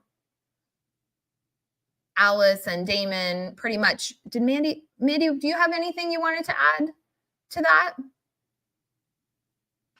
I mean, yeah, I could go on for hours, but no, I was just like looking in my, I have like, I literally have like 80 pages up on my browser. Oh, that's awesome. Because I was like, all last night, I was just so into this. And then now I'm so unorganized. So,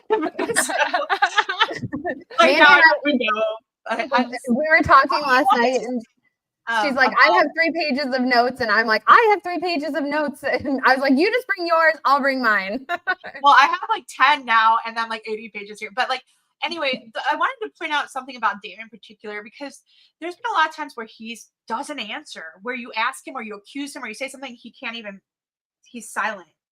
Because that's like the great accuser, they cannot say it. They'll mock and talk and lie and slander and say all these things. But when you ask him the truth, they cannot say the truth. They won't even acknowledge you. So there's a part when wisdom finally enters you that you can keep this. Now wisdom's there. Now is it going to stay? Is she going to, like 3 days? Okay, that's how I think he's going to be condemned. Like I really honestly do. Like I think that he'll turn his back on wisdom and he'll go back to his pride, just like Sir Stefan did, where in a moment she can flee you. But I just think it's interesting because now he's able to finally say something.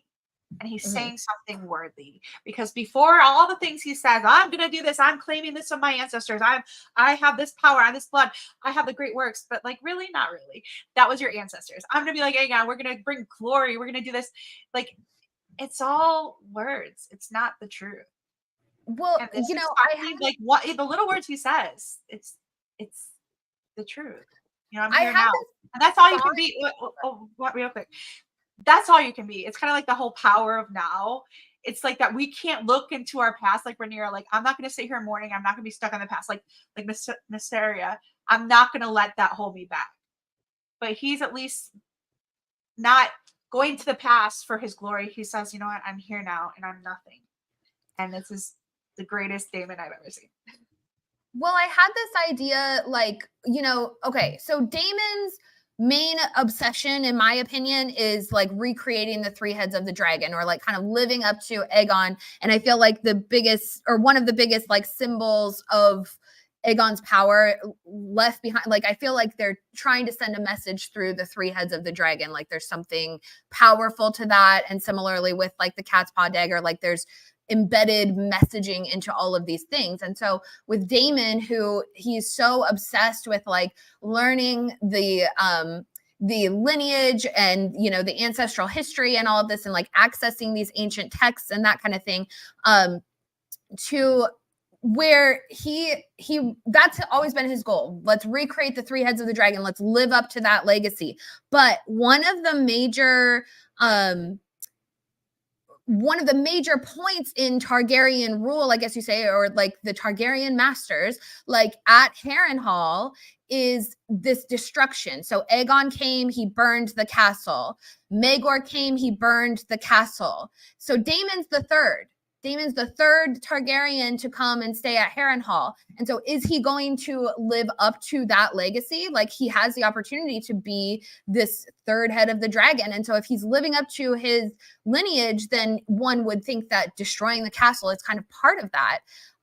But he doesn't do that. And so I think that says a lot for him as like, I don't know, it's showing some restraint in a sense. Like I don't think that was ever his goal. Like he obviously sees Harrenhal as a strategic point versus, you know, like Aegon and Maegor having their reasons to burn Harrenhal. But I think that Daemon showing restraint is some sort of messaging of like a resistance of the three heads of the dragon, or like the worst aspects of it, like the dangerous violence that comes along with that legacy. Whereas in the future, you know, we're going to see something quite different from Aemond when he arrives there.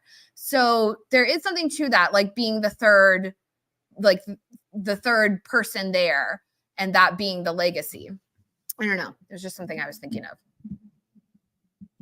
Yeah. Well, he came in breaking down the doors like the hounds of hell. Like, and like that's the thing, is the three heads of death too. He's already defiled the house there. He's already slept with his mother. He's already like, the strong man is in the house. It's defiled. And like, you know, if you want to put it back to the Bible stuff, like you're supposed to, at this point, you're just supposed to abandon the house and move forward. And burn that thing down. That's kind of what, you know, that's kind of what Rhaenyra's doing. She's finding the blood versus the house. You know? And I wanted to say something else about Mysteria. So Mysteria backwards is Erasim. I don't know, but there's this thing called asymmetric warfare, right? Where it's a type of warfare where they like what she does. There's more ways to win a war, where there's not level playing fields, and you are there. I love that. Yeah. Where you're able to like, so there's not even playing fields. Okay, let me pull it up. Okay. But it's really cool because I really feel like she's also going to be part of the downfall, because she's like a wicked spirit, and even though she wants to help the people, but like it's kind of a trickery move what they're doing. Because it's all for the glory and the name versus truly for the people, I think. You know? Let me find it. All these things. Okay, so it's a type of war between belligerents whose relative military power or tactics differ. It involves often, but not necessary, insurgents or resistant movement militias who have status of unlawful combats. You know, like they're not the people who are going to be in the war, but they attempt to exploit each other's relative weaknesses. Amanda. And use unconventional warfare in any ways sense. You know, symmetrical warfare is what the men are doing, but she's asymmetrical. So there's something in that name there. And she represents a face of death too, in a sense, you know? That's all I have to say. I'd like to hear it. Well, she does. I mean, yeah, she is a deathly figure. She's well, and even like we lost Amanda, so hopefully she'll be able to reconnect with us. But you know, she predicts Daemon's death. She senses death. She senses anguish in the lands around her. I was thinking about this in the last episode, and I don't think that we've talked about this, but hold on. I might have a message over here. Oh, okay. She's taking a phone call real quick. So last week in episode 5, Alice says that she hears the cries of anguish from Brackenlands, from Lambswold, from Stonehenge, and from Moray. And so I was looking at some maps. Hold on just a quick second. Let me pull it up here. So a lot of these locations that she was talking about, so here's Stonehenge, here's Lambswool, okay? This is a map of the Riverlands. Can you guys see this okay? Hold on, let me get back over here. Oh, of course, it's right in the, okay, well, you see Stonehenge here. Okay, so I want to also pull up what is extremely close to Stonehenge, Lambswool, Moray, Brackenlands is High Heart.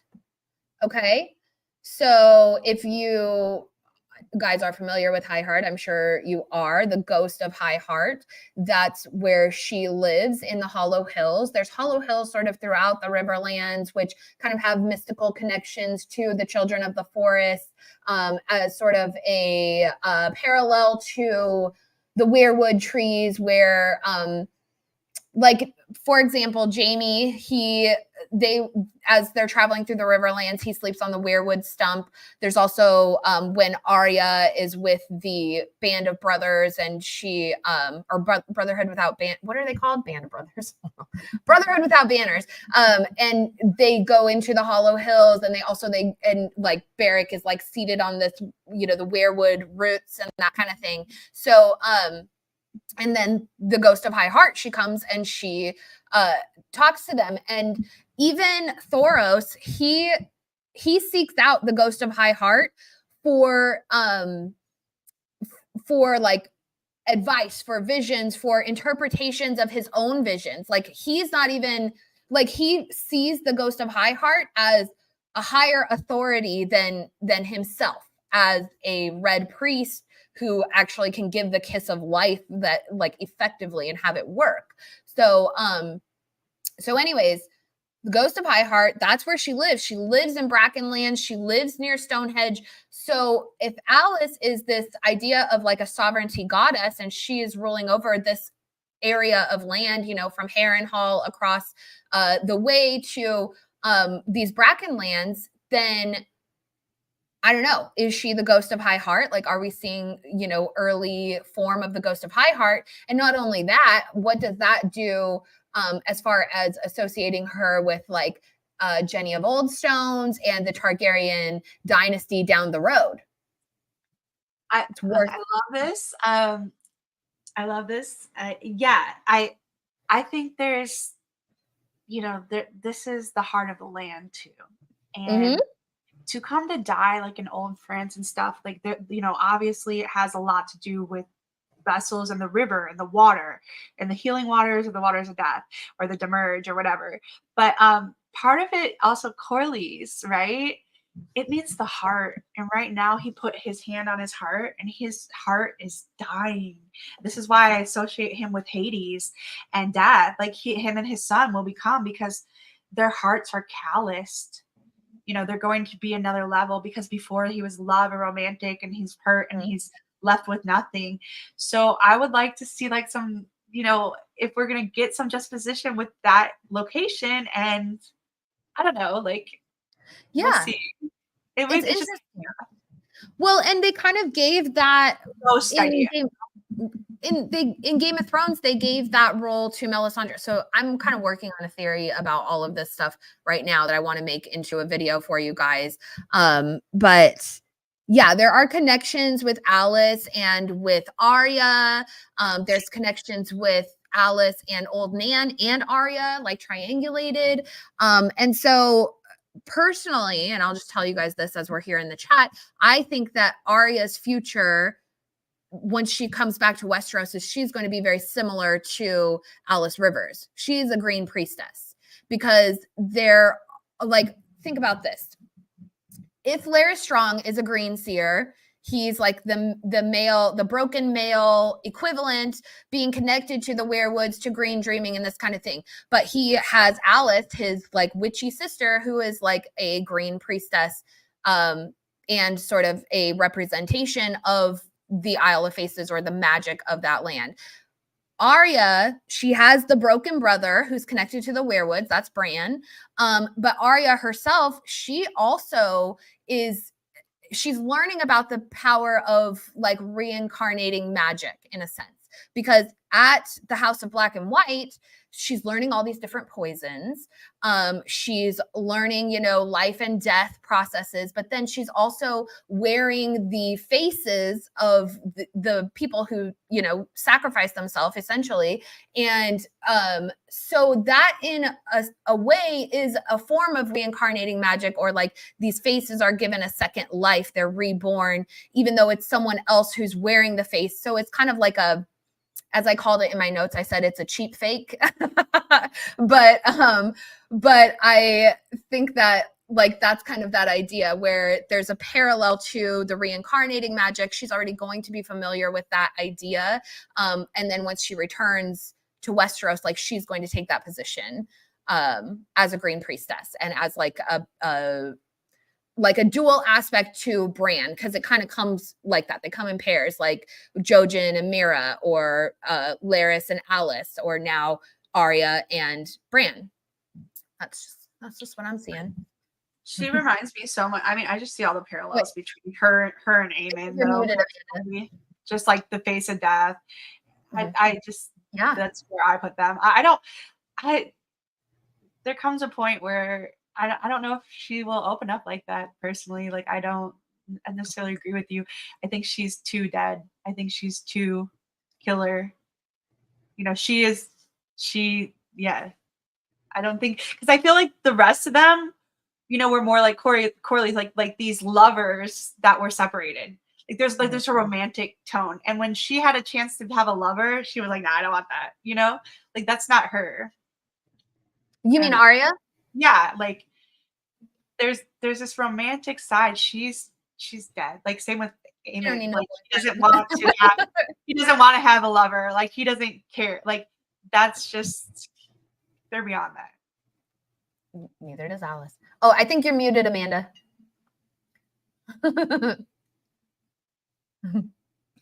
Okay, so yes, Alice definitely has the enchantress aspect going for her. One thing that I do want to mention, I think one thing that I think we need to differentiate between Larys and between Alice is are their abilities. So it does have some aspect of the old gods. I don't think I think he's probably a skin changer. I like the theory. I do. Especially if he's from Harrenhal and experienced the same things. It's quite possible that werewood bed that Daemon is sleeping on was Larys's bed, because he's going to be given the best room, but he's not going to be given the Castellan's room. He's going to be given his own room. And we know that the other strong lords that were burned, Harwin and his father, were burned. So their rooms were burnt and blackened. But the one that wasn't affected was Larys's. And so he's going to be given the best room. So I'm guessing that that's probably Larys's bed.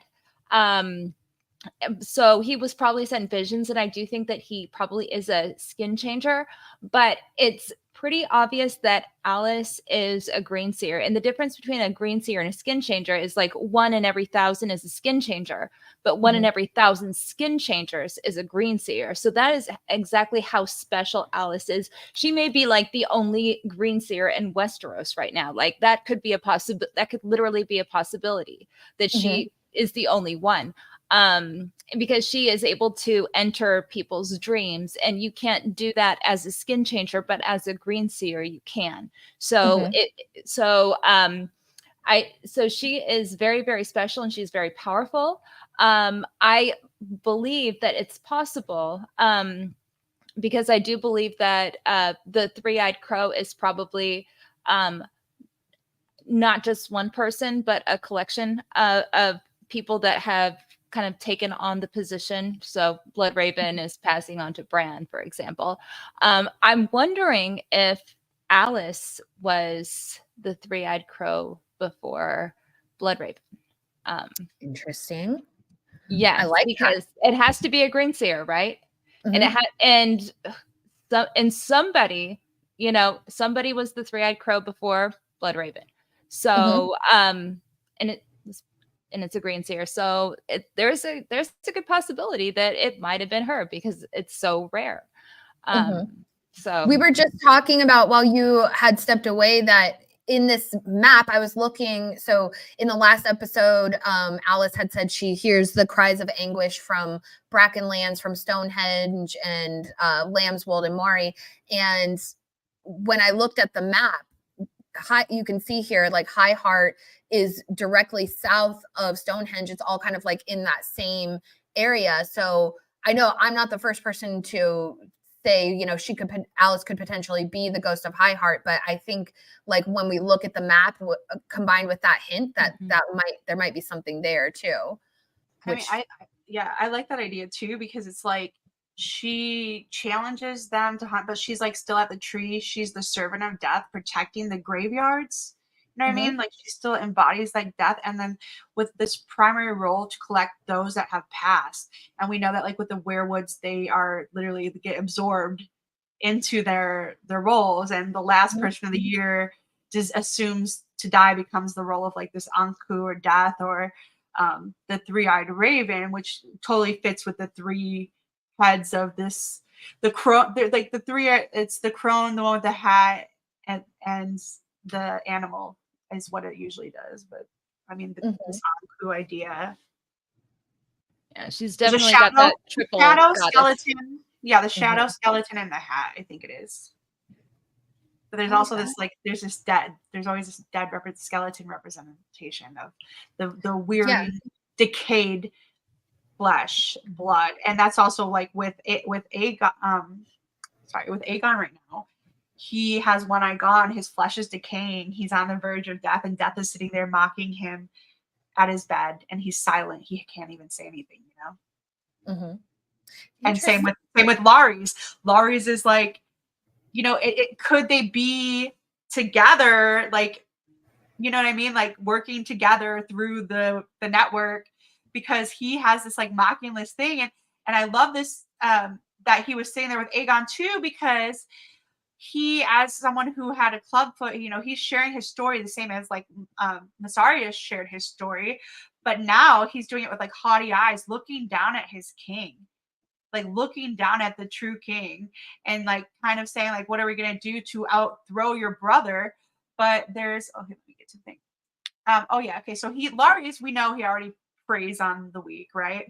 But there's like this thing where like the bound leg, what kind of sorcery are we doing? He mentions it. So we know that there's witchcraft. We know that he's binding. He literally had the maester bind him. The same wounds afflicted as he has, right? In a sense. Burned, or same wounds as his family, burnt, and binding of his leg. And I want to say, like, he coveted that position. And he has, what does the snare of death mean? He's sitting there snaring at him in the face. The snare of death is like leg traps that are used by hunters, or a fowler's snare, which is to be triggered to spring up and enfold unsuspecting birds at the slightest pressure. And then you picture the futile efforts of the entrapped to extricate himself before the arrival of the hunter.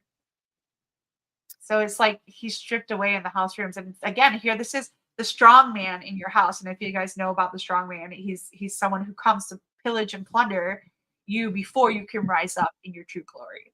It's part of the anointing.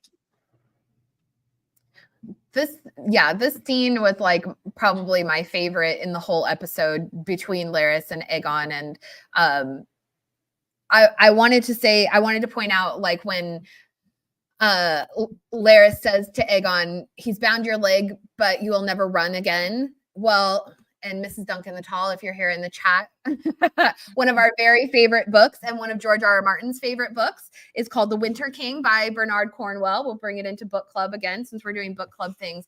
But what Morgan says, the boy is crippled, he has a twisted foot, and the prince will never run. But what does Uther say? He says, kings don't run, Morgan.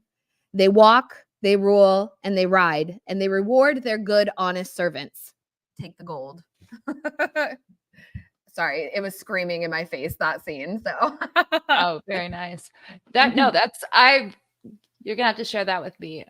I would like to read that. And one thing that this is really evoking to me, and you guys may have mentioned this earlier, is the Fisher King with the leg wound as well. Did you guys talk about that already? No, not we equated the fish. We were calling Rhaenyra like the Fisher Queen because of like the starvation aspects. But no, continue. That sounds awesome. Yeah, no. So Martin does that a lot, where people get these leg wounds. Like for instance, when Ned is injured at King's Landing, he gets a leg wound, and the entire time up until his eventual execution, he has this leg wound, and you see it kind of as a like recurring theme. So like Bran, he loses the ability to walk, so his legs are affected. And then we have Larys with his clubfoot, and then we have Aegon with his injured leg. It's just very highly evocative of the Fisher King, because as we know, the Fisher King had a wound to the thigh, and that, the health of the kingdom is kind of tied to the health of the king. And so, and in the same video or the same episode, we have the King's Land riot as well, with the food shortage. So we have this wasteland type of a thing going on, where the king and the land are both suffering. So it's kind of cool. I love that. That's a great. Oh, go ahead, Mandy. Yeah. So also, like with this whole binding and stuff, it says like, bind them hand and foot, because you're watching and examining all my footprints, and then you will cast them out into darkness. For whatever you bound here will be bound in those like other greater realms. And I wanted to point out too, because I noticed his brother in the original, where the Lannister Tyland is his name, when he has to suffer for the sins of his brother, like right now how Aegon is suffering for the sins of his brother, and there's death getting him in the face. So now when Aemond is mad about the Lannisters saying, oh, you're calling upon me, you're making me move, then Aemond goes behind him and literally sends him into the snare of death, pass out his way, and he's behind him, like yoking his neck, like literally choking him out, and then on top of like this yoke. And I thought it was really just like good visual representation of what was going on, truly, with like the snare and fowls and death sending you, here's the voice of death sending Christian Colin, here's the voice of death speaking through Larys, binding him, and they're binding them all around. Like the house is being destroyed by the strong man. Amanda? Yeah. So Aemond was definitely asserting his dominance in that scene. I really enjoyed what he did, how uncomfortable he made Tyland feel. I could feel the discomfort while he was while that whole scene was happening. So I kudos to I guess the showrunners for Aemond being able to kind of take control over the small council. He is basically just ruling by himself. He isn't taking into consideration anybody else's input. Right now it's Aemond's way or the highway. So it was a very enjoyable scene. I think also the whole idea of the whole greater element of the sins of our fathers, or glorifying our fathers, whatever you want to look at it as, from the same perspective as Rhaenyra. But the weights of the generational curses, if you want to call it, or generational glory, you know, finding you. And so in a sense, he's also finding him, like you said, but he's not listening, you know, that's why he's dead. That's why he personifies death. And now Rhaenyra's personification of the Christ. And do you guys want to talk about, I kind of feel like we should roll that into the Velaryons too. And what did you have in mind, Mandy? well, Alan, because Alan is, oh, okay, yeah, I got a whole lot of the Velaryons, but you know, Alan is, and Adam, you know, they're pointing out that they owe us. My father owes me, which you're not supposed to really think that they owe you. You know, you're supposed to come on it, but like Alan doesn't want it. He doesn't, you know, he's not binding himself to that glory. He's not wanting to bind himself with a dragon, whereas his brother is. And I thought it was such a beautiful scene when he's like, "Is that what you ask of me, my lord? Or is that a command? Okay, I'll obey." You know, that's what distinguishes the Christ-like versus the anti, you know, like the whole Messiah, the real true sacrifice versus that. I mean, Alan, he sacrifices his crown. He shaves his head, you know, whereas his brother lets it all grow out and is kind of, you know, wantana with it. And yeah, you know, like it's really something. And also, by the way, I don't know if you all recognize all the demons, the dragons growling and bells tolling this whole time, but like, okay, so I have to find my thing. Okay, so Alan, he saved Hades. He brought his father back from the death of the sea. He already kind of raised his from the dead. He's already been a savior equality. Then Alan gets presented the dagger to become death, but he doesn't want it. You know what I mean? He doesn't want it. He gives his condolences, and the blackest of calling Lucerius murder, the blackest of treacheries, which I think again with this whole night of black. And he jumped in the sea to save him after his throat being slashed, which we saw also a bunch of throat being slashed too. It's kind of this recognizable pattern of death of the enemy of the saint. It's just, you know, and instead of being owed a great debt and saying, "Oh, I'm owed this," like his brother, he says, "No, I'm just doing my duty." Like that is the true Messiah.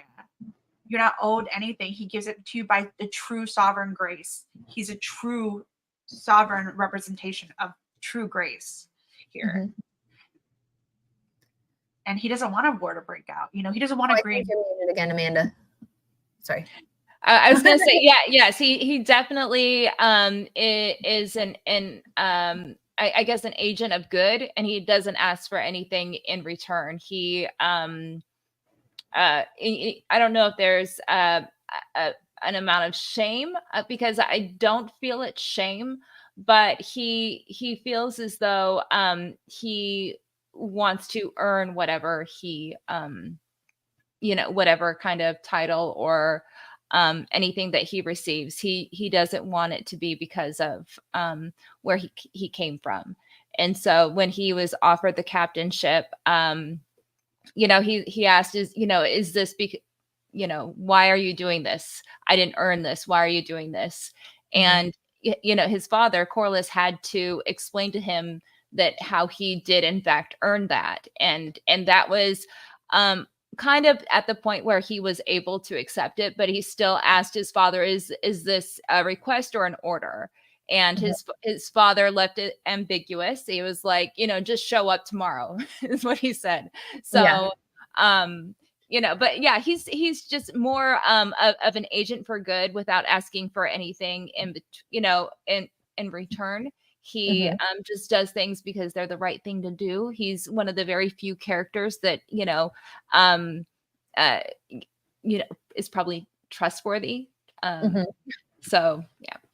Yeah, well, he's selfless in a way that, you know, is he's not self-interested. He's content. He also doesn't want to like get his hopes up. I think it's like don't get your hopes up and then you won't be let down kind of thing.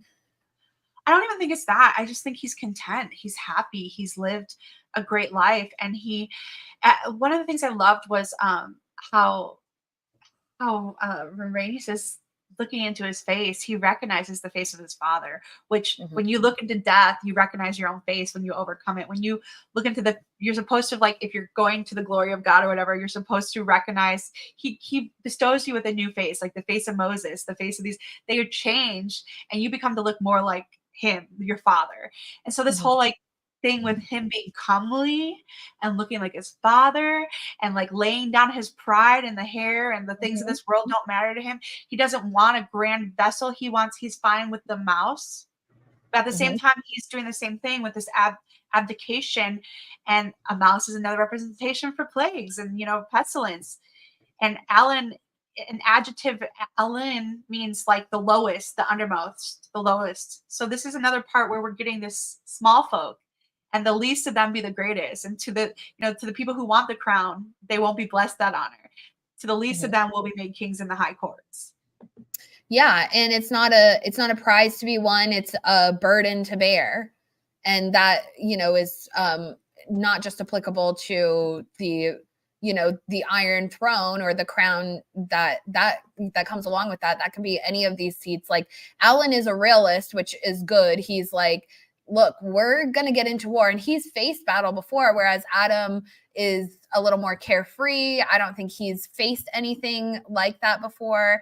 And he, Adam is a little more fun loving. He's like, why don't we try and get this attention from our fathers?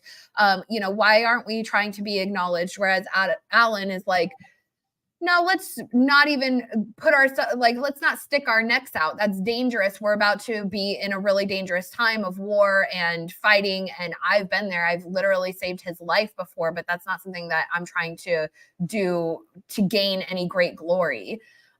So he's an honest soul. Of course, I love the actor, Abubakar Salim, who played father in Raised by Wolves. So he always has a special place in my heart. But one thing, somebody commented on Twitter, and I loved it. It was so funny. They were talking about when they're sitting in their house and Alan's shaving his head and they're talking about their, absent fathers. And someone said, this is the most barbershop scene of the entire series. And I thought that was really funny. I don't think so. But whatever. But it's cute, I guess. So one thing though, Alan is like, because I love what's in a name. Like names have so much significance. But Alan's is associated with people who are steadfast and unyielding. He will always obey. It's a name that celebrates beauty and strength, and it's a reminder that everyone is rare and precious gem with endless potential, meaning little rock, also meaning offering. And let me tell you this. So when Corlys was about to die in this whole Hades aspect, that the evil in him and Adam, right? So the sea gave up the dead who were in it. Death and Hades gave up the dead who were in them. So instead of being dead, they tried to go live, but yet they were judged according to what they had done and to what they thought they deserved. And I think with Corlys telling Adam to just come back tomorrow and, I think you should be raised and honored for your actions, not hidden away. This is the thing. This is what's going to condemn them, because faith and true grace is not by works of your actions. It's by like your heart. It's about the true grace and sovereignty. So this is what turns Corlys' heart stoned, callous, and death. Because look at Rhaenys went with her actions, and she's like, I need to die a dragon rider. That made him so alone and calloused, and where there was overflow of water and love and of their family, now it's a dry measure and the valley of dry bones in their family, in a sense. And even why can't I think of her name? I'm sorry, Baela's sister, Rhaena. Yeah. So like even that, she like is in a valley with the fire and the dry bones and the burnt offerings, and in a sense, Corlys is ordering his son, another son, having to go to be sacrificed as an offering for the sins of his master, because he's so pridefully arrogant to make himself a name, because they don't remember they remember the name and what I did, instead of like just changing yourself, changing the world to be better.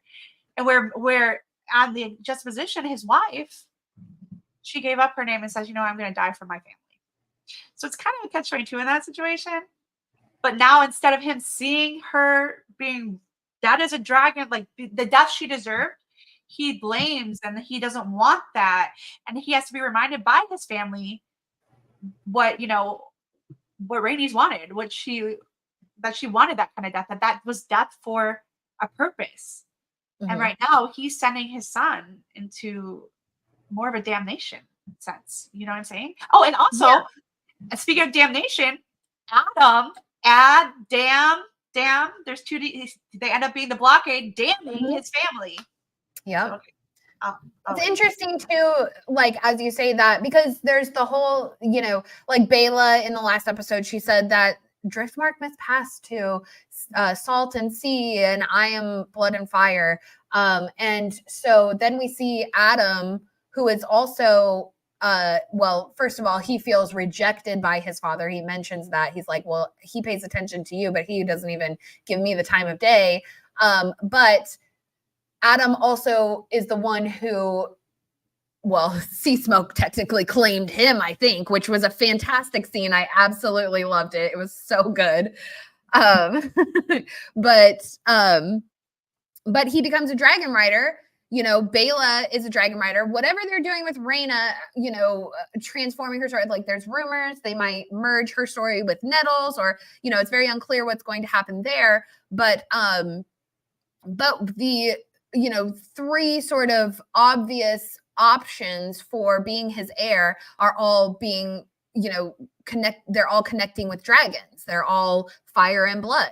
And so really it does single out Alan as the one person who is salt and sea, the one who saved Corlys's life, the one who looks exactly like him. And by the way, this trio of men, like, please, they are so freaking handsome. It's crazy. But like he really stands out. He is the salt and sea. And so it's up to Corlys if he is going to acknowledge what is obvious to everyone around them and everyone that knows them, that these are his sons, especially when he has lost so much. You know, this is an opportunity to, like you were saying, Mandy, like the heart is its own resource. It needs love. It needs, you know, the cup needs to be refilled. And right now, Corlys, his cup is completely empty of love. And so he needs to open the door, Corlys, and let that love, you know, flow through him, right? Or lies in the death and withering state of death. You know, he can't walk, he's got the cane.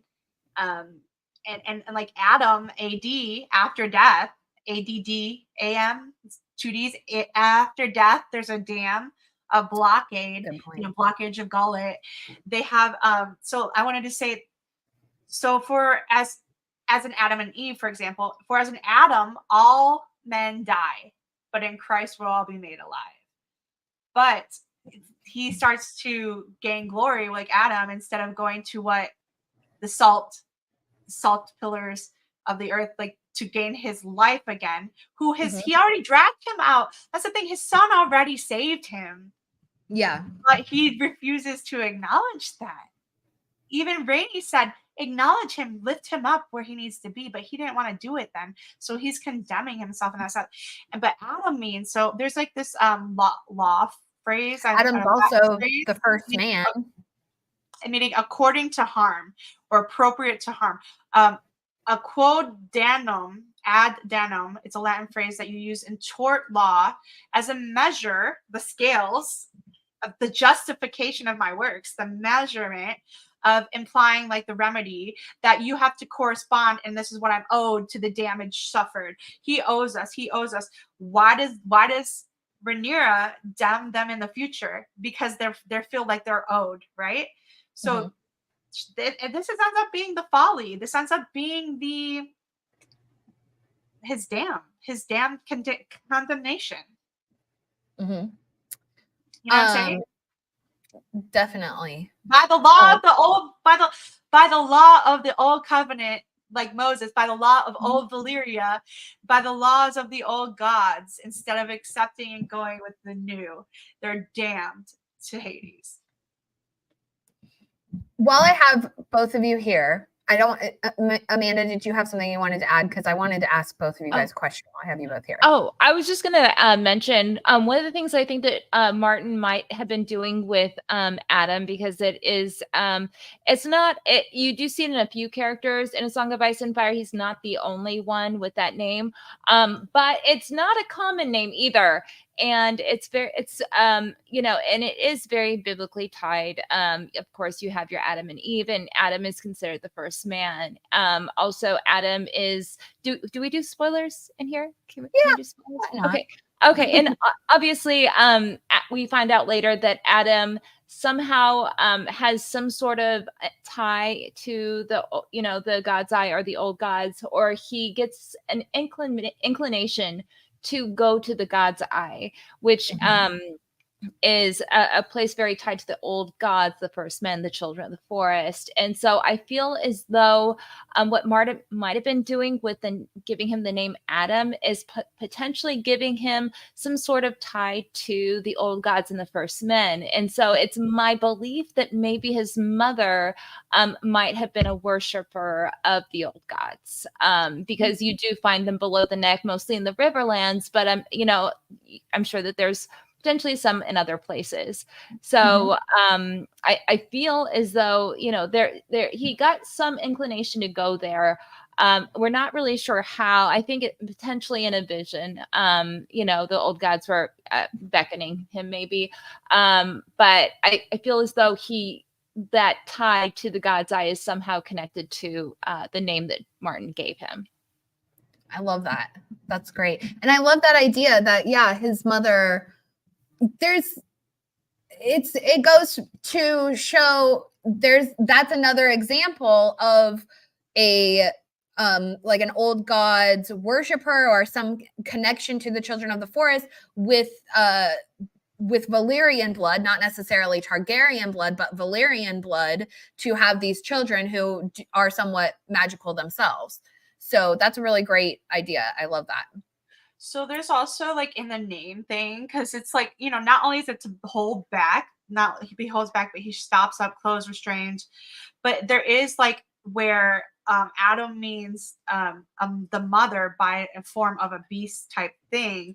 And I also wanted to say, like, he kind of appears when he starts getting on Sea Smoke, which they like the veil of death, like that is him, a rider in blue on a pale horse mare, or a female parent of an animal, domesticated mammal. Sea Smoke's kind of already domesticated, but it's that's death. It's just restricting the passage to Sharon, or whatever you want to call it, in a sense. You know what I mean? Well, driving mill, like they do. So it also talks about like hull, which is like Adam of Hull means there are all these vessels, but they don't have flying masts. They can't have they don't have logos. They just are the basis boat of the ship. Whereas we see, you know, Rhaenyra sending the fruits of the spirit with her logo, with the dragons, everyone knows. But I do want to point out, you might not see their logo, but you see the giant ship they have. Rhaenyra has fruits, yes, to feed them on a little vessel, which, by the way, when you give your first offerings, you're supposed to send them on a wave. Like they used to send them with a wave, and they sent them on the wave in a cloud of darkness, by the way. And then hers are covered. The fruits are covered because they're not true offerings like that. You know what I mean? They're hidden in the veil of glory, versus where they're Adam and Hall. He is the glory. He is the pillar. He is the foundation. And you know, there's you can't hide the mask. Like you can hide the mask, you can change the mask, but at the end of the day, his vessel is strong. It's the strongest vessel on the fleet for years. You know what I mean? Like their house is strong, but they deny it. Well, they go for the glory of names. So I don't know if you recall, Mandy, but like a few weeks ago when we were talking about Paradise Lost, and then we were talking about the like the death rituals or the funerary rituals. And I know Amanda just made a video about this. And so I wanted to ask you guys, because Mandy and I, what we had discussed was that, okay, so the Targaryens, they burn, right? But the Velaryons, they are given back to the sea, and like the strong boys, they go back to the sea, Lucerys and Jacaerys. And so there's something to the kind of idea maybe of like reincarnating magic, or their I don't know, there's just something to like the finality of the Targaryens being burned versus the potential of like a second life coming with a death in the water. Like, does that make sense? Or are you picking up what I'm putting down? Yes. In fact, I have a lot I could say about that. Go for it, girl. Are you sure? Okay. Do you have it like, okay. Just to stop me if I'm rambling too much. So, and I've talked about this before on Twitter. So, basically, the Targaryens, they do practice cremation, and we know that it stems from their heritage in Old Valyria, but we don't necessarily know what they believe about the afterlife, because we're not told what the Valyrians believe about the afterlife. And the Targaryens did adopt the faith of the Seven, and so they kind of have a mingling of both their Valyrian tradition and also their beliefs regarding the afterlife that are probably influenced by their adoption of the faith of the Seven. So, but we know that they probably believed something to have this specific type of ritual. And so in order to identify that, we have to look at the other cultures that practice cremation and what they believed happens when their dead are burned. And we have the Dothraki, and the Dothraki believed that they ascended to the stars. Okay. Basically, they believe that the night sky is the nightlands, and the dead are the stars are the spirits of the valiant dead, and all this and that. And the interesting thing is they consider a second life to be like an awful thing. Like they do not want a second life. And so and the interesting thing is that they do when their dead are burned, they also burn their animal. Okay, they burn their horse, and it's said so that they can ride onto the nightlands. But there's also some like language that gives you the hint that they may have some sort of tendency towards a type of bond to their animals that might be similar to that of a skin changer. And so by killing or burning their mount, they are ensuring that they do not have a second life. And so when they're burned, their second life is also taken with them. But we do know that the Velaryons do descend from the Great Empire of the Dawn. At least there's a pretty good, strong theory for that. And I do subscribe to this theory. Okay. So, in the Great Empire of the Dawn, we do get a hint of what they believed as well, because it is said that the god on earth had ascended to the stars to join his forebears. So when he died. So not only just the god on earth, but everybody, all his forebears that came before him also went there. So there's a pretty good chance that the Great Empire of the Dawn also believed the similar to the Dothraki. And there are hints that the Dothraki may have shared a common ancestry and were part of the migration over the bones at some point. So the Dothraki's beliefs may have stemmed from that more ancient civilization. And so it's quite possible that the Velaryons also believed that they ascended to the stars. And when we look at the religion of R'hllor, it said that when you burn the body, the soul is able to be released and ascend to the light. So again, we have similar kind of language. So it's quite possible that because, with the second life and the skin changers and with burial, what they believe, and, it's confirmed, like it's actually real. Like they do go into the woods, they do go into nature, they do go there. There's a chance that maybe they do ascend to the stars. And then when we look at Dany's vision, her Wake the Dragon dream, where she sees a vision of her ancestors, and people have speculated that her ancestors have sent that vision. The very last thing that she remembers before waking up are the stars whispering to her. So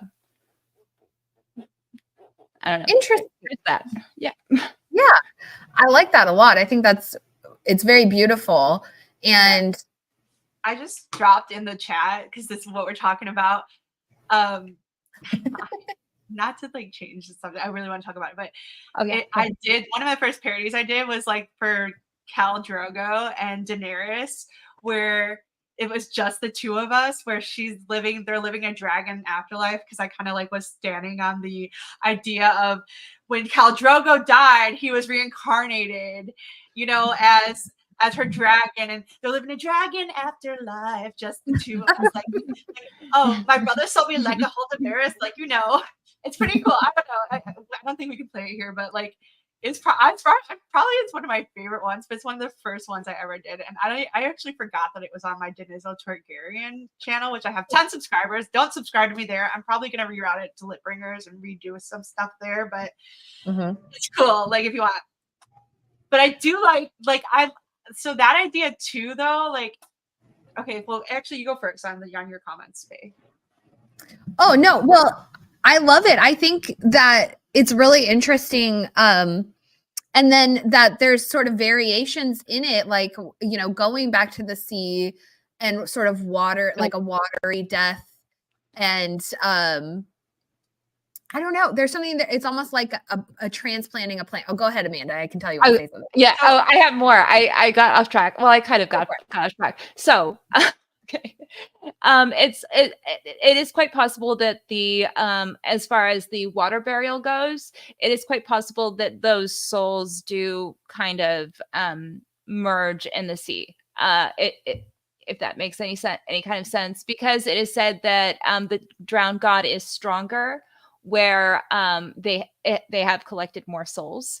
And so I believe it's in a Victorian chapter, if I'm correct. And it was around, I believe, Velos, when they went to one of the Velaryon outpost islands that had was drowned and blighted during the doom. And he's like, oh, this is going to be a good place because there's all these, people that drowned. And so the drowned god is going to be strong here. So can I interject in this one? Because like the words you said collected more souls because it's stronger because we have more souls. Are we collecting souls like the werewolves and the old gods, or are we saving souls now? And I think that that's also where we are in this juxtaposition of the burial rites too, because you know what I mean? Like, if you want to look at it from that perspective as well, because I do actually think there's a beauty. And when we see the Velaryon, when we see the whole funeral, in season 1, and it's so important, and then Daemon's laughing at it and he's talking about the old blood and you don't know anything about it and the mixture and how it's a new blood. And I think that really plays out here too with this scene, because anyway, you keep going and I'll just end later with the. So I do think that okay, go ahead. No, you go ahead. Go ahead. So I do think that it's a collection because of George R. R. Martin's past works. Yeah. So I think it's a song for Leah, the Grishka. It's this like a collective consciousness. And but so it's like, do you think it's like a damning, this is where we're going? It's like, did you come to save or did you come to condemn? Or like, in a sense, like, yeah, they're harnessing this power, but it's not like the savior of the realm in a sense. You know what I mean? I know it. Yeah, I do. So I don't think that it's like a damnation, because of course, like, you're descending, but I don't think it's like that. I think that it is just a different way to harness or collect that energy, that power. Going back to yes. Yeah. And so death is just, it's just a state of, death and living are kind of a state of living for the soul in Martin's world, I guess. And so the body is just a vessel. is what it is. And for the soul. So and so Valeria, right? Super. yes. Beautiful. And and then one of the things I was going to mention about funeral pyres and is that it was believed that the Dothraki believed that it had to be done over an open sky, so nothing, nothing up above your head, so it just is able to ascend. And also, of course, that the vessel is burned with you, that everything can kind of just ascend. So what if another soul vessel is in the pyre at the same time that the body is being burned? It's unclean. It's Like Yeah. dragon eggs, for Mhm. example, or a Valyrian steel sword. Yeah, Or the moment, the moments in between life and death, like a transformative energy. amplifiers. like Mhm. Like Amplifiers. or Drogon. like you put another soul jar in the fire with you. The soul might not necessarily be allowed to do what it's meant to do. It's stuck at the crossing, yeah, and that's Exactly. part of what this is about, is the crossing, and Adam, and it means, and hall means to cross, and this whole cross and savior notion. And I think that's kind of going what I was trying to say earlier about this. Okay, so with in addition to that, so now that we're reclaiming the names of the bastard sons that were never acknowledged by the fatherless, the fatherless, they come to save the widows and the orphans and whatever. So now they're being raised up, and they seem to be the only hope for Corlys, right? But they're raised as dragons. They're raised as dragons, just as Bela was. Just I'm not salt and smoke. I'm fire. And I think that in them going to condemn, and that's also probably why the Isle of Faces with going back to the water is great for Adam, because it's a new start for his new family. But I think that's what damns them. That's truly what is going to make them be stuck in the lost limbo of the souls. And there's actually another special part, like Luke. He's lost. He's in the limbo. He has no body. He has no burial rights. He is actually Targaryen, who wasn't even supposed to be a Velaryon. And now you don't even see his, like, where is he? He's in a limbo, just like the twin, I'm sorry, who. So in the book, it was different which twin died, but just like the babies and just like the kids, the innocents, basically, the innocents who have nowhere to go because they're condemned by their fathers, they're condemned by their family, and by the wrongdoings of their parents, or there's a part of it in the Bible too that says stuff about it, but like they're damned, so they go into this other realm that isn't like Damon, where you're suffering and hearing the cries and you're tormented. It's just a realm of peace. So like when you saw, actually, I think that's probably why we saw, I'm sorry, this is coming to my head now, but that's probably why we see Rhaenyra as a child, as an innocent there, with sewing the innocents together, and you see they're at peace in this realm of the dead that Daemon is being exposed to when he's going through torture. But they're just like singing and peaceful, and they don't even know, like they're blind, But I definitely think that they're canceling each other out for sure. The fire and the smoke with the burning, because wet wood can still burn. There's also a Bible verse about that. Wet wood still can burn, but dead wood ashes, are they ashes? Are they wet? Like, you know what I mean? It's interesting.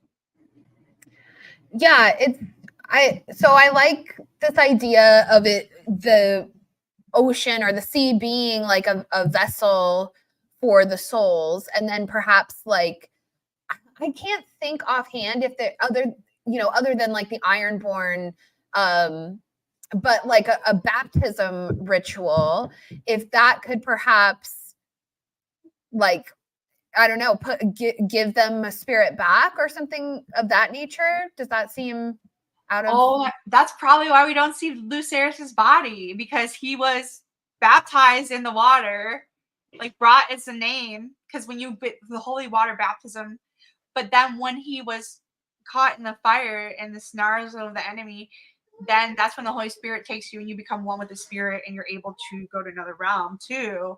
So that's another interesting thing to ponder. Okay, I found the quote. Okay.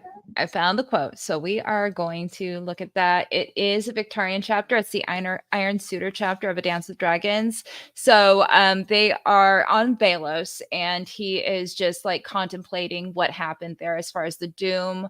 And he says, fair Velos, with its palaces of cedar and pink marble, had vanished in a heartbeat. On the north end of the island, the ancient brick walls and step pyramids of the slaver port, Gohh, had suffered the same fate. So many drowned men. The drowned god will be strong here, Victorian had thought, when he chose the island for the 3 parts of his fleet to join up again. So there he is mentioning that the drowned god is stronger where there have been more drowned souls. And like, for instance, we have like Patchface over at Shipbreaker Bay. Shipbreaker Bay is a place where it has collected a lot of drowned souls. That's why it's called Shipbreaker Bay, because it breaks ships. And he is one of the few instances where it is quite possible that we have seen a manifestation of what we believe or what we would consider like the drowned god type of a magic or power. And it is where there have been a lot of drowned souls. Also, we see a lot of really crazy magic happen over in the Sorrows, and the Sorrows is actually a place where a lot of dragon lords had drowned. Basically, an entire Velaryon army was drowned and swallowed up. So it's like a magic nexus over there as well. So there may be some, connection to the souls and going down to the water and the power within. So I love that. And it's just it's an interesting thing, like, especially with the Ironborn and their sort of like baptism rituals. Like, are they, do they feel like they are gaining the sort of in a Valhalla-esque kind of sense where they're maybe gaining the strength of the people who drown themselves kind of thing, because like not everybody survives the drowning, but so their souls would go into the water, but then like the ones who survive, maybe they're gaining like soul power internally, or more warrior spirits internally or something of that nature. So I believe the drowning ritual is almost like a memory. Okay, it's a memory of the magic that can now be seen with the example of like Beric Dondarrion, where the religion of R'hllor has this thing called the last kiss, and when somebody dies, they put fire into their mouth, they breathe it in, and in Beric's case, he was resurrected. This is, after magic had returned to the world. And it's quite possible that during the original Long Night video about this, if you're ever interested in watching, but during the Long Night, it's quite possible that the ritual that the priests of the drowned god do may actually be a memory of the last kiss being performed. And when we take a look at the Grey King and the drowned god in particular, Jesus is almost like is basically a mortal avatar, flesh and blood avatar of God. So, you got your Father, Son, and Holy Spirit. And Barton plays on that concept with the faith of the seven. He was raised Roman Catholic. He very much, and I'm just preaching to the choir right now, he is very much utilizing aspects of Christian mythology in his books. So there is a point where Aaron mentions the drowned god who had died for us. So, or actually, no, not died, who had drowned for us. Okay. And then you also have the mantra, what is dead can never die, but rises.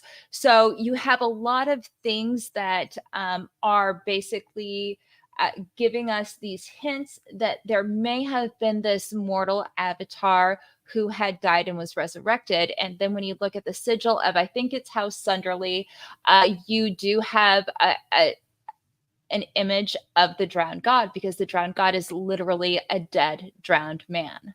So, and the only religion where you have this iconography of this dead person is when you see imagery of like Jesus on a cross.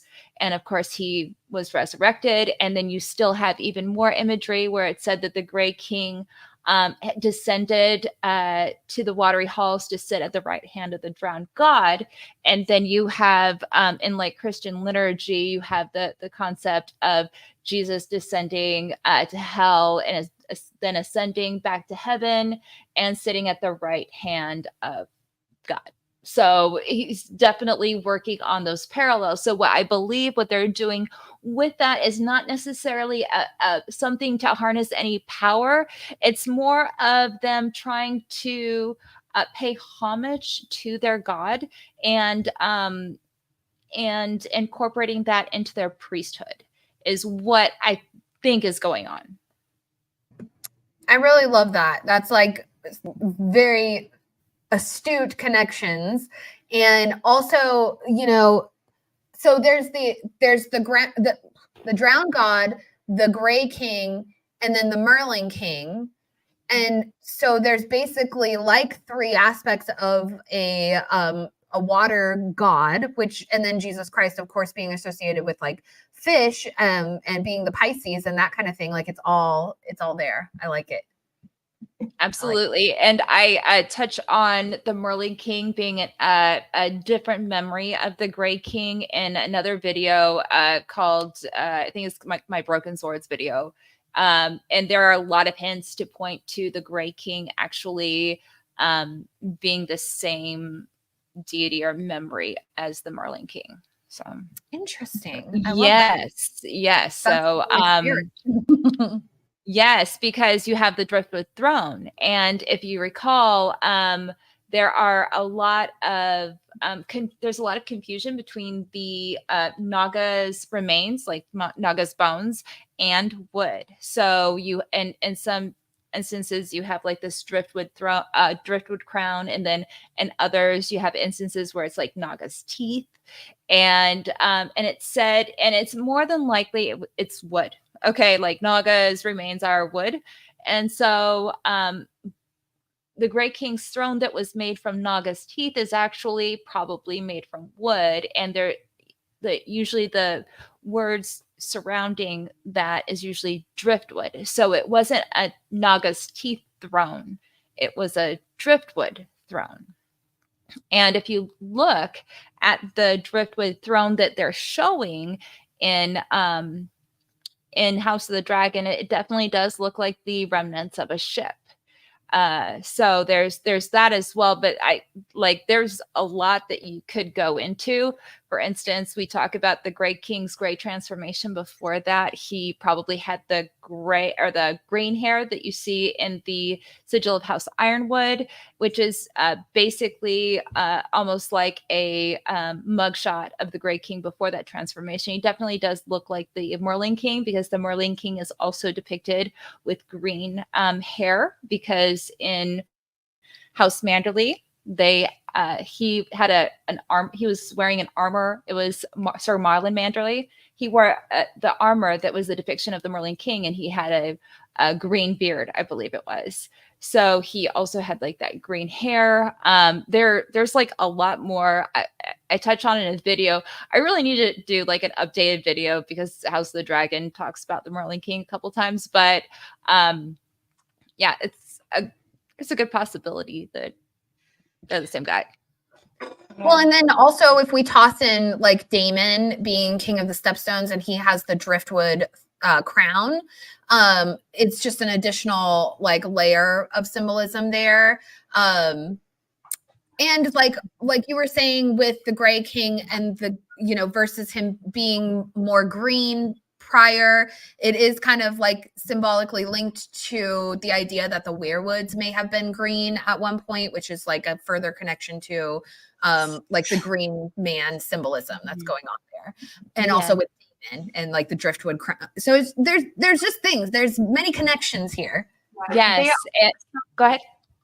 But like also like when you go to Driftmark and you see the white throne there too. There's like the white throne, the Bema seat, the white throne of judgment. Am I going to be judged by my works? Where that's where like if you compare it to the sovereignty, that's where like you get judged by your works, but that's not what condemns you. You're given a choice there. Are you going to be burnt, or are you going to be given a second chance at life, or you can be condemned? But there's like they have all the idols and all the different gods. They're in the same hall. So in a sense, they're like kind of setting up stages and altars and platforms for like worshiping other idols, if you want to say it in that sense too. And like, that's what's happening to House Velaryon, is that they're mixing up all these different things and they forgot their name. They forgot their, what they are. And I mean, it's, it's moving on to now it's not about the gods. It's more about the blood in a sense. But like there's also a part where it's like God asks you to burn wet altars.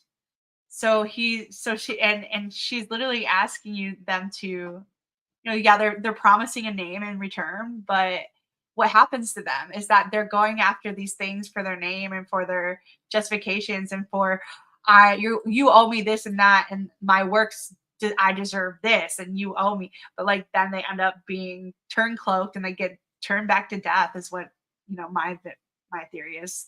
The turn cloak is just you're not able to take off the cloak, like the cloak of invisibility. It's just death becomes you, and then here you are at the sea, and you get to I don't know. It just so this is the part that I wanted to read. It says, so God sent the prophet or the messenger to show these deities that and how they can call down fire from heaven to show their power.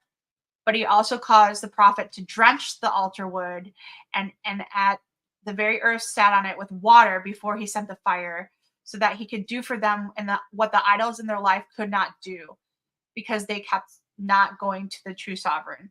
In doing this, God, or like I'm gonna say God, like the realm, or I'm referring to Rhaenyra, overthrew which that had reigned in his heart, Corley's core heart, the lies of his core, the lies of his heart, his family. There's no core there, and he takes over their hearts and holds onto the minds, and they became their one and only, their truth, and then not versus the lies.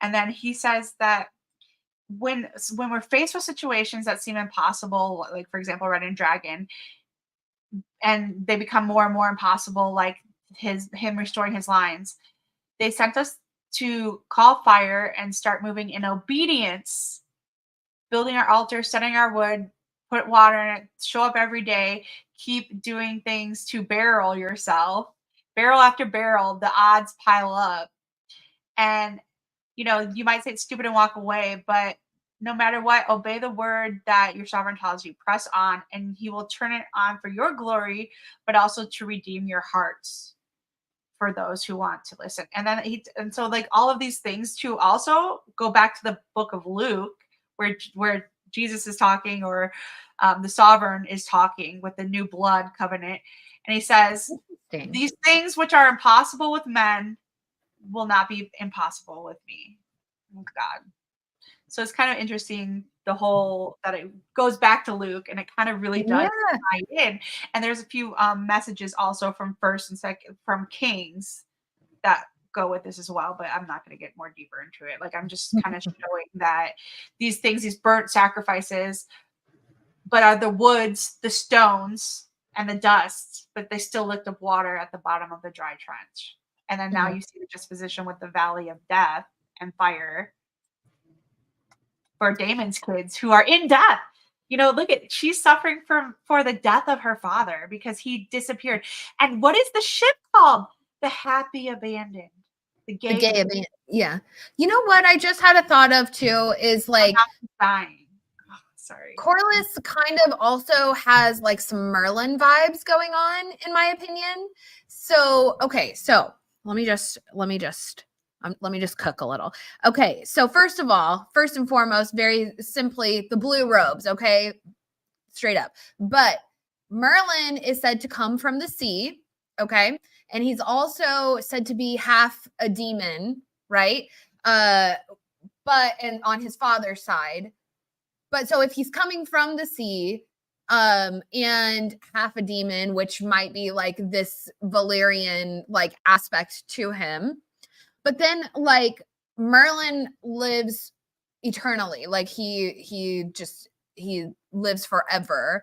And so if we connect back to the sea and the funerary like practices and the souls being contained in the sea, then there's kind of that similar idea of like a everlasting life sort of situation. And then as you were saying, Mandy, with like burning the false idols and the watery gods and this kind of thing, because Merlin is very depend like in all stories, he is a huge part of like this transition from, because a huge aspect of all Arthurian legends is the transition from Celtic ways, like Celtic gods, to Christianity. And it's a like kind of core aspect of the legends. And so Merlin, depending on what you're reading, sometimes he's really connected to the old gods, but very often he preaches Christ, and he pushes for that transition to the new God. So I don't know, there's just something there with him. I don't know, it could just be me grasping for straws, but I like it. I think you're I muted, have man. Oh, go ahead. No, go ahead. Oh, okay. So I actually have what Vaemond Valerian says at Laena Valerian's funeral. And it says, "We join today at the seat of the sea to commit Lady Laena Valerian of House Valerian to the eternal waters, the dominion of the Merlin King, where he will guard her for all her days to come as she sets to sea on her final voyage. My gentle niece, may the wind be as strong as your back and the seas as calm as your spirit, and your nets be as full as your heart. From the sea we came, from the sea we shall return." So that very last portion that they say, from the sea we came and to the sea we shall return, is actually, I believe, word for word, what Aaron Greyjoy also mentions regarding the drowned god as well. Which is very interesting. It's almost like they pulled that straight off of like a drowned god type of a funeral. So interesting. For that. Let me see if I can find it really quick. I'm going to mute myself while I type away real quick. But that was another thing that I noticed. And then to go on top of that, the Merlin King is also identified by Arya in the House of Black and White as one of the deities that are there in the House of Black and White. And all the deities that are in the House of Black and White are those who are revered in death. So the Merlin King is, in a sense, a type of death god, if you will. And what I do in my videos, especially the one that was linked, is depict how the Grey King was basically the embodiment of a death god. So the Merlin King being a death god type figure as well is very, very cohesive. And so I definitely do think that that's what they're doing. I'm going to type away and find that particular for that particular thing, but that was something that I also found really interesting when I was doing my research. Whenever I do a video, there's so much stuff that I find, and so I can never fit everything in there. And yeah.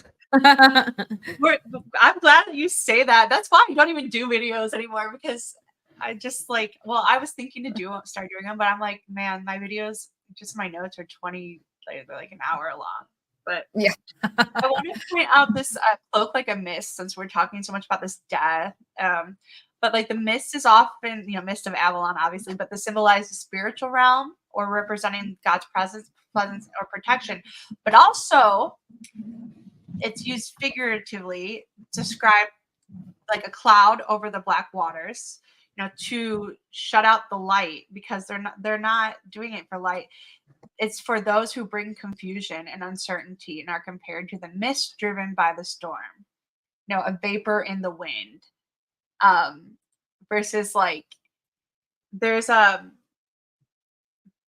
of my favorite songs, like talks about like the Lord, like you would cross an ocean so I wouldn't drown, and then meanwhile the mist comes at you like a storm. And what is like what do they always say? Oh, a wise sailor knows when to flee the storm. So just kind of fun to say a wise sailor knows when to not go against death. The mists and clouds. There's so much symbolism and just deeper things here with every little thing. This is my favorite episode so far. Like it's just packed. There's so much symbolism and Yeah. the rebirth. Like we started the conversation like talking about this is Rhaenyra's rebirth, but really it's like all of the characters were rebirthed in this. Yeah, I mean rebirthed or condemned. There's such a dualism between most of the characters, and like Amanda had mentioned earlier, it's brother against brother, son for son, and we're really, it's not playing. That's the thing, is it's not playing out how they wanted it to, but it is balancing out, and the scales are balanced, and this is where I think we're going to really see the true sovereignty in Rhaenyra, because she's stopping. Before she wanted a son for a son, she wants the heads, but she saw that everybody's like justifying trying to balance out the scales, but she just wants to serve. But unfortunately in her house is Mysteria, who she's still there to war. Like she's misting the clouds, maybe it's that kiss that's clouding true judgment there. And maybe in a sense also, like, do you think that, well, Damon got this, let me get it too? Is that, it could be there. Because like what could have happened where she was truly being a savior, truly giving and freeing on the word, now is corrupted by the works of the flesh or by the other things, or by some prideful undertow. And it's that simple. It just is. So I'm excited to see where this goes. Okay, so I found the quote, guys. Okay, going back to Lena Velaryon's funeral, where they give the words that seem to be like they are like ritualistic type of words that are said, and they say, "From the sea we came, and to the sea we must return." Actually, let me get the exact words. From the sea we came, to the sea shall return. It's word for word. Okay. Oh wow. And it is in the Prophet Feast for Crows chapter. It's an Aaron chapter, and this is the chapter where the whole drowning is introduced. So he is initiating drowned men into the priesthood. So he's basically holding people underneath the water and killing them, and then bringing them to the shore and reviving them with the kiss of life. So. Okay, so I will start for the top. I'll start right there. The first three men had offered their lives to the drowned god fearlessly, but the fourth was weak in faith and began to struggle as his lungs cried out for air. Standing waist deep in the surf, Aaron seized the naked boy by the shoulders and pushed his head back down as he tried to snatch a breath. "Have courage," he said. "From the sea we came, and to the sea we must return. Open your mouth and drink deep of God's blessing." So word for word, from the sea we came, into the sea we must return. And then of course in the world book we have like Sauron's salt tongue, mentioning very, very similar verbiage to like, we did not come from godless lands, we came from beneath those seas, from the drowned god's dominion, and so forth. And so yeah, it's very, very similar wordage. And so if that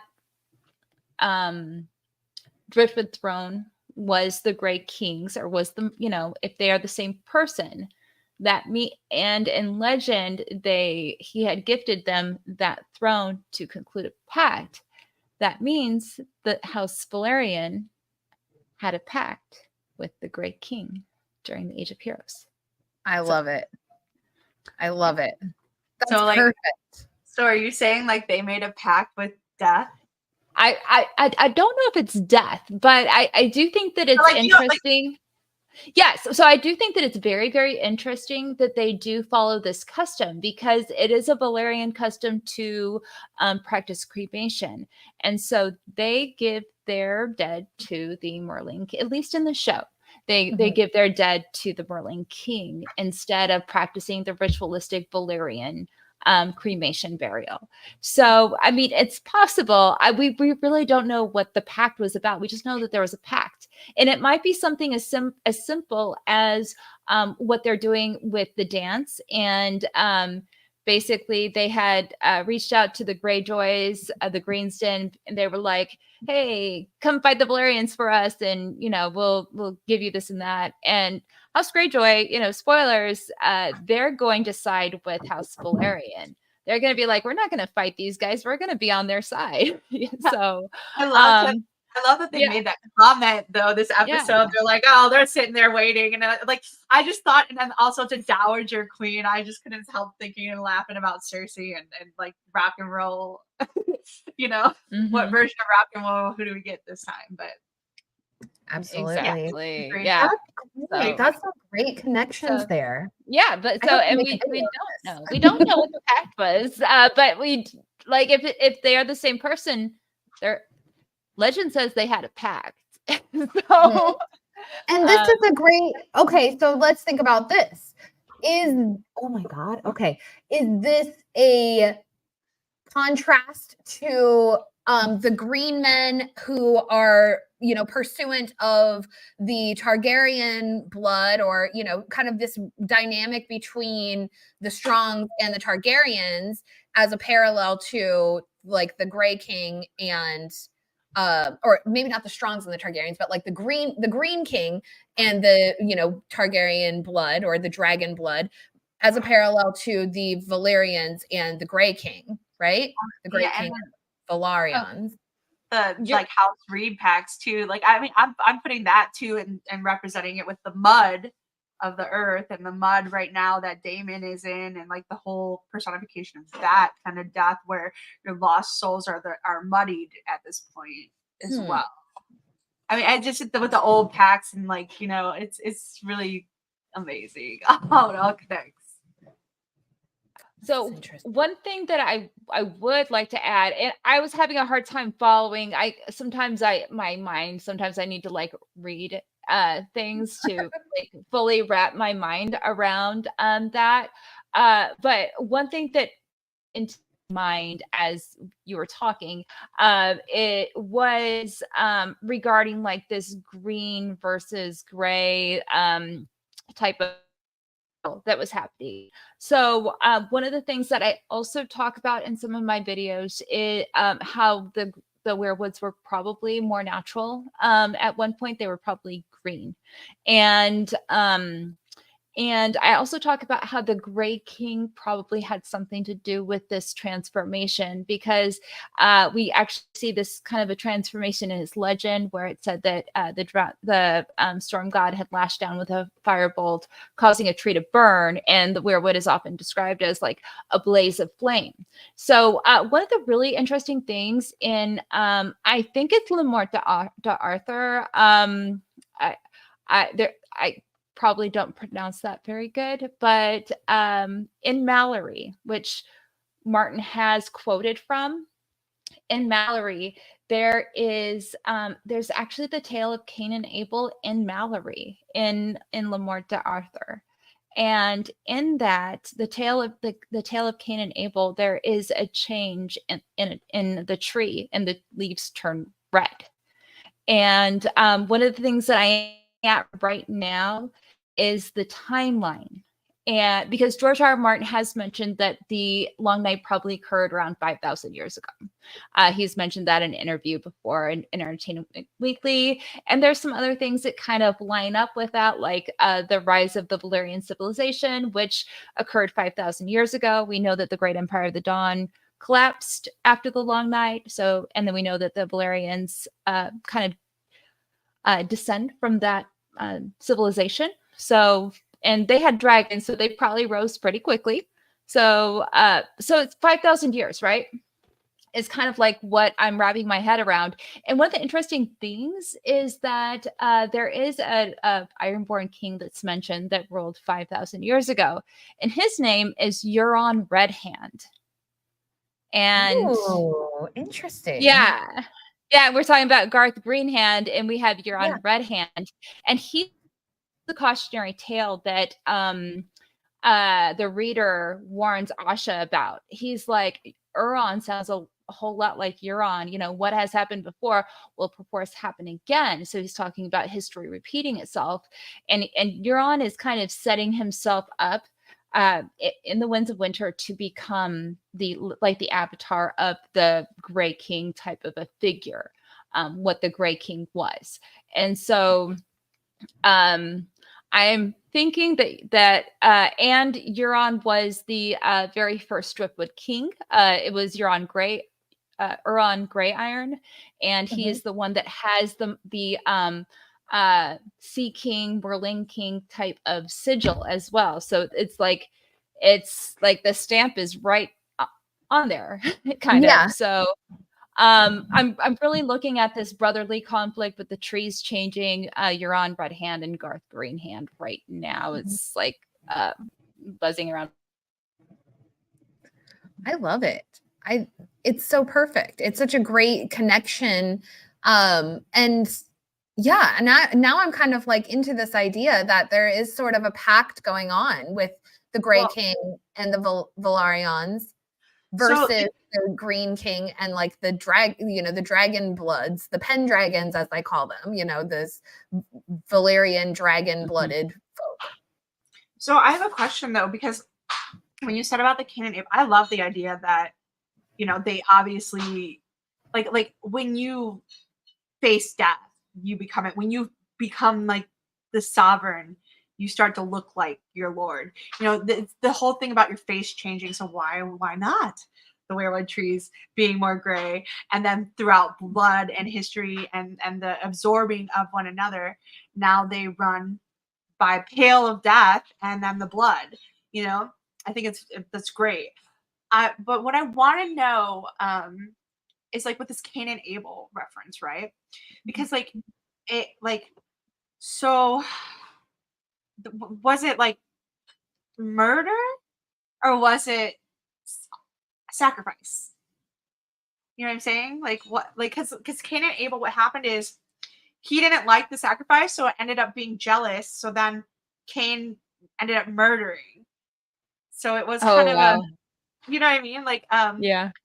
Yeah. So was it at first because do you think it was because it was like a jealousy thing, and then they ended up, you know what I mean? No, I do know. I've never thought about it that way. I mean, so that is kind of cool. I've just never thought about it that way. The way that it's always framed is that it's out of jealousy. So, one so it's not a sacrifice.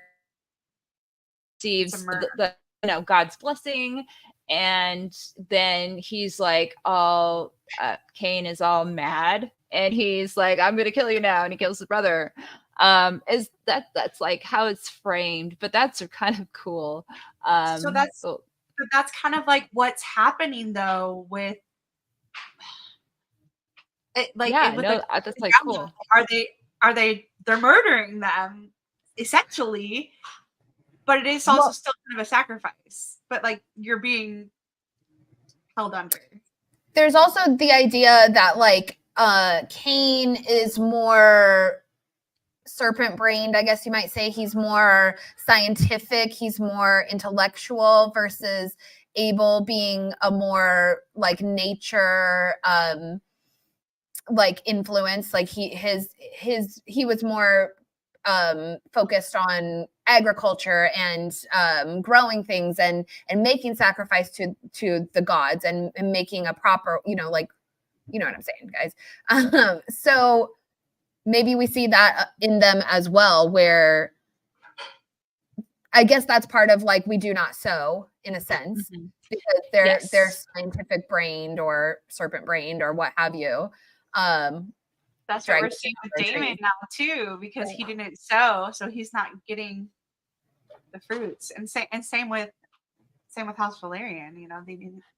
Their seeds were strong before, but like now he hasn't been sowing. He's just been working.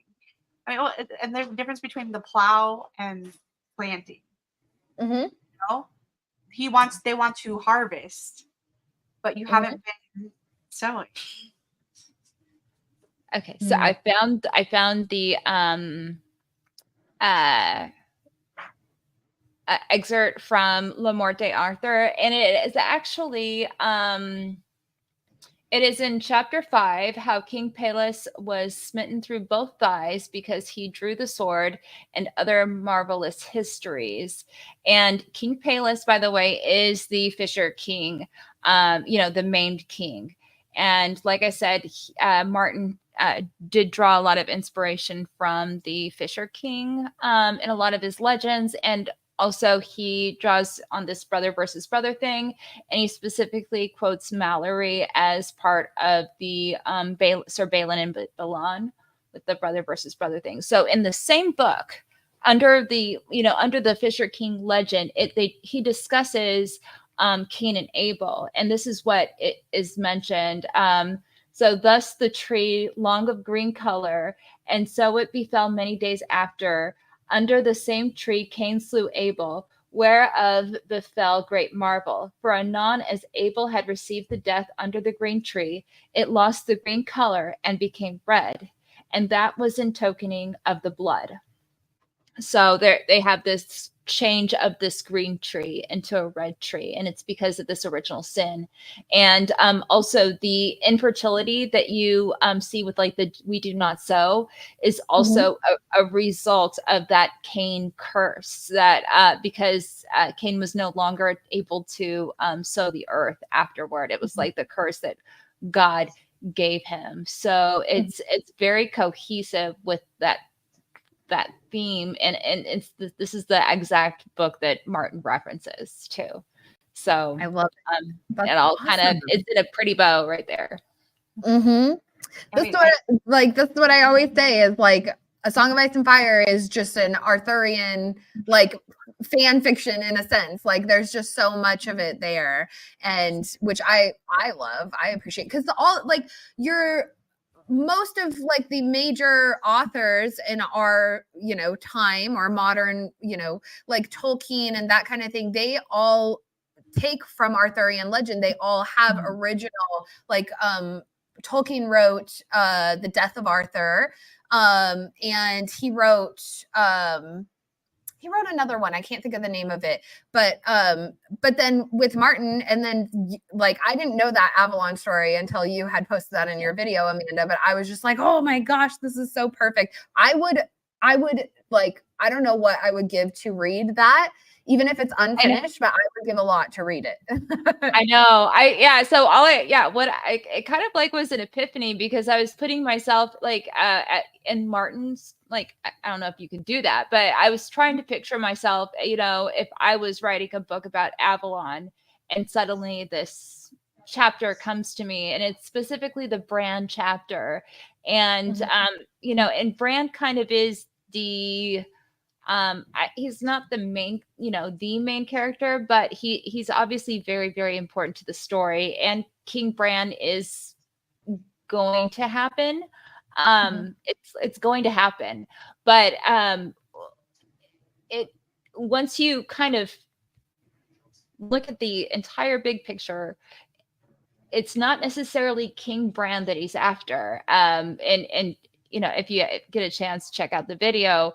But it was just trying to put myself in, Martin's perspective of what he was trying to accomplish by entitling this story Avalon. Well, there's only so many themes that go with the, that name of Avalon, and it's all Arthurian, and it's either, just like mysterious, cool isle, Morgan Le Fay, all of that, but there's also that once and future king concept. And once you put everything together, you're like, oh my God, this is kind of what he probably had in mind. So yeah. Yeah, and I kind of did the same thing with the Alice Rivers video where, and I mean, I didn't even know the Avalon bit at that point, but that's like where I was with my mind. I was like, okay, let's think about this, because it was actually, if you guys have watched the movie The Green Knight, which is a little bit difficult to follow if you're not like a weird myth person. It's a little bit difficult to follow, but the themes of the Isle of Faces come through so heavily with that movie, or with that story, that poem, of Sir Gawain and the Green Knight, and just the themes that it covers and what it's all about. And then what, like, the movie really ties it all together with the green, the coloring, the reincarnation cycle, cutting off the heads and all this kind of thing, the face with the cut off head. So that's kind of what like brought it all together for me. I was like, oh, this is the Arthurian legend that he's going to. So what does that mean? And like, it's so fun. Like, I love figuring out, the mythology of these stories in that way. So I like this. Okay, so I'm gonna put this here really quick because this goes into what I want to talk about, is this dragon blood trees and the family lineage trees. Like, think about your just family tree too. Everything we're talking about, that the crones did not up like a mushroom and have the parallels with Cain and Abel, and the dragons die, their spirits go to the trees.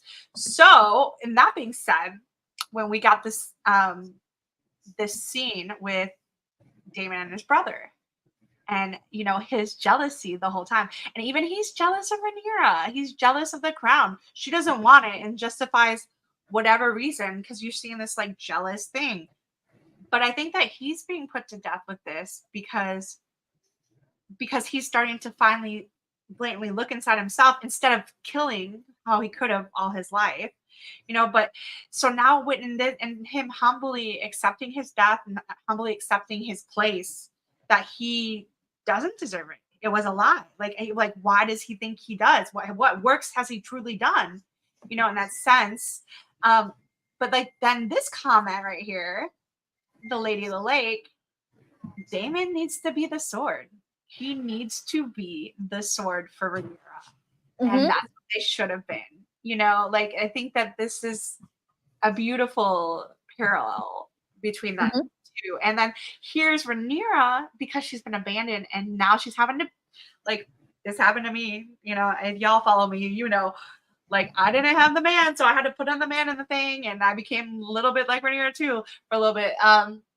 But you have to balance that sacred femininity thing, and that's what's happening here with Damon. He's dropping his masculinity and balancing, so she's upping the masculinity. But so now she's like, I don't want to be the sword. She's all on the above. Like, she doesn't have to choose. She needs to realize that she's the reigning. She reigns. She's the crown. You don't want to be the jewels. You don't want to be the sword. No, you're the crown, baby. But they all have their parts to play. We all have certain parts to play in the body. And Damon is now being, edified for that. And I think that this is going to be a beautiful time. He's in his feminine, he's feeling the feminine energy. He is healing by the power of the goddess. And well, he had to die here. He does not know how to handle it, like most men don't, but it's a beautiful transition. This with Rhaenyra stepping into her masculine. We talked about this earlier with the sword, like you said, the symbols of the crown or the sword, and her son seems to know. Her son knows that he's the sword. Everyone else knows that he's a sword, but he hasn't been her sword. He's too busy trying to be a prideful, arrogant person and completely abandoning his family. So now she has to play the sword, but she's also like, I don't like where it's going, where she's threatening and, and worried about this dragon rider now, like in the preview for next week. That's too much. Yeah. That's a Targaryen dragon. What the F are you doing? But I think she realizes, because like how Mysaria said to her, that becomes you. But she realizes that, like, okay, I have to pick up my sword, but there was a comment too about knowing when between, I think, Allison, knowing when to sheath and wield your sword. And she knew when to sheath. Like, she's, Rhaenyra's got that wisdom now. Yeah. That is, and all Daemon wants to do is just throw his sword out there and fight. You know what we didn't even talk about yet is the sapphic like symbolism, the Alicent, Rhaenyra like cyclical parallels or whatever. Yeah, we talked about and he has a knife against the old man too. There's several times where they have the sheath kind of knife. But yeah. Oh, that's a good point too. The Daemon and Sir Simon. Yeah. All the personifications of death have it here, or the rope. You see Velaryons, they have the rope and the snares, the fowlers, the binding things like Alaris too. It's still a tool for death. Like, it's still death's weapon. And yeah, it's just it. Yep. So let me tell you what does the worst is the words. The words. That's the two-edged sword, because that's where, Mysaria comes in. She doesn't have a sword on her. She's like, oh yeah, that's cute. It becomes you, but it is her. She kills through words, and she killed the reputation, and she spread the slander, and she's knowing how to do that asymmetrical warfare using the words. Yeah. I love that you say that Alicent knows when to sheath the sword versus, Rhaenyra, in contrast, she's, pulling out the sword, she's becoming the steel. And then we have this scene with Alicent after the food riots where they're getting into the carriage and she has the cut on her arm. And that's completely parallel to season 1. Now they see you as you truly are, and Rhaenyra gets cut on the arm by Alicent. So it's almost it's almost a payback or like returning of the wound, because the food riots are a result of Rhaenyra sending food, right? She sends food into the city, the people get all amplified, and then that's how Alicent and Helena are attacked, and that's how she receives the wound. So she it's almost like Rhaenyra gave her the wound, she struck back kind of thing from that season 1 incident. So I don't know. Thoughts? I loved it, of course. I mean, the sapphic like romance that's going on throughout this episode, and then like with Rhaenyra and Mysaria, Rhaenyra is finally she's found someone that she, whether as a friend or, kind of this romantic interest, or even the lines are a bit muddied between that with Rhaenyra and Alicent, or with Rhaenyra and Mysaria. But it is kind of a new outlet for Rhaenyra, or a new bond to have that's equivalent to what she had with Alicent, because she is still so burdened by their fallout. So had to bring it up, All right, guys. Well, let's see. Yes, exactly. An eye for an eye, a son for a son, a cut for a cut. And also Kirstie Alley saying sacred prostitution plays a massive role in A Song of Ice and Fire. Melisandre, Lyanna, and Dany, and even Alice as well, although, we haven't seen that happen, but that is certainly the case for her as it is written in the book. Whether with her relationship with Aemond, how it's written, or whatever's going on with her and Daemon, which I'm here for. And they did have that like great moment. Sorry, I'm just kind of grabbing up the last few things because we should probably start wrapping it up.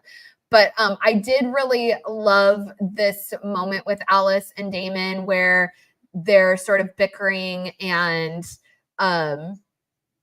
he yells at her. He's like, stop lecturing me, or don't lecture me, or whatever he says. And she just kind of smiles and laughs and pokes fun at him in a sense, which I just really loved. Like he has that temper, he has that inner fire, and doesn't know how to like temper it.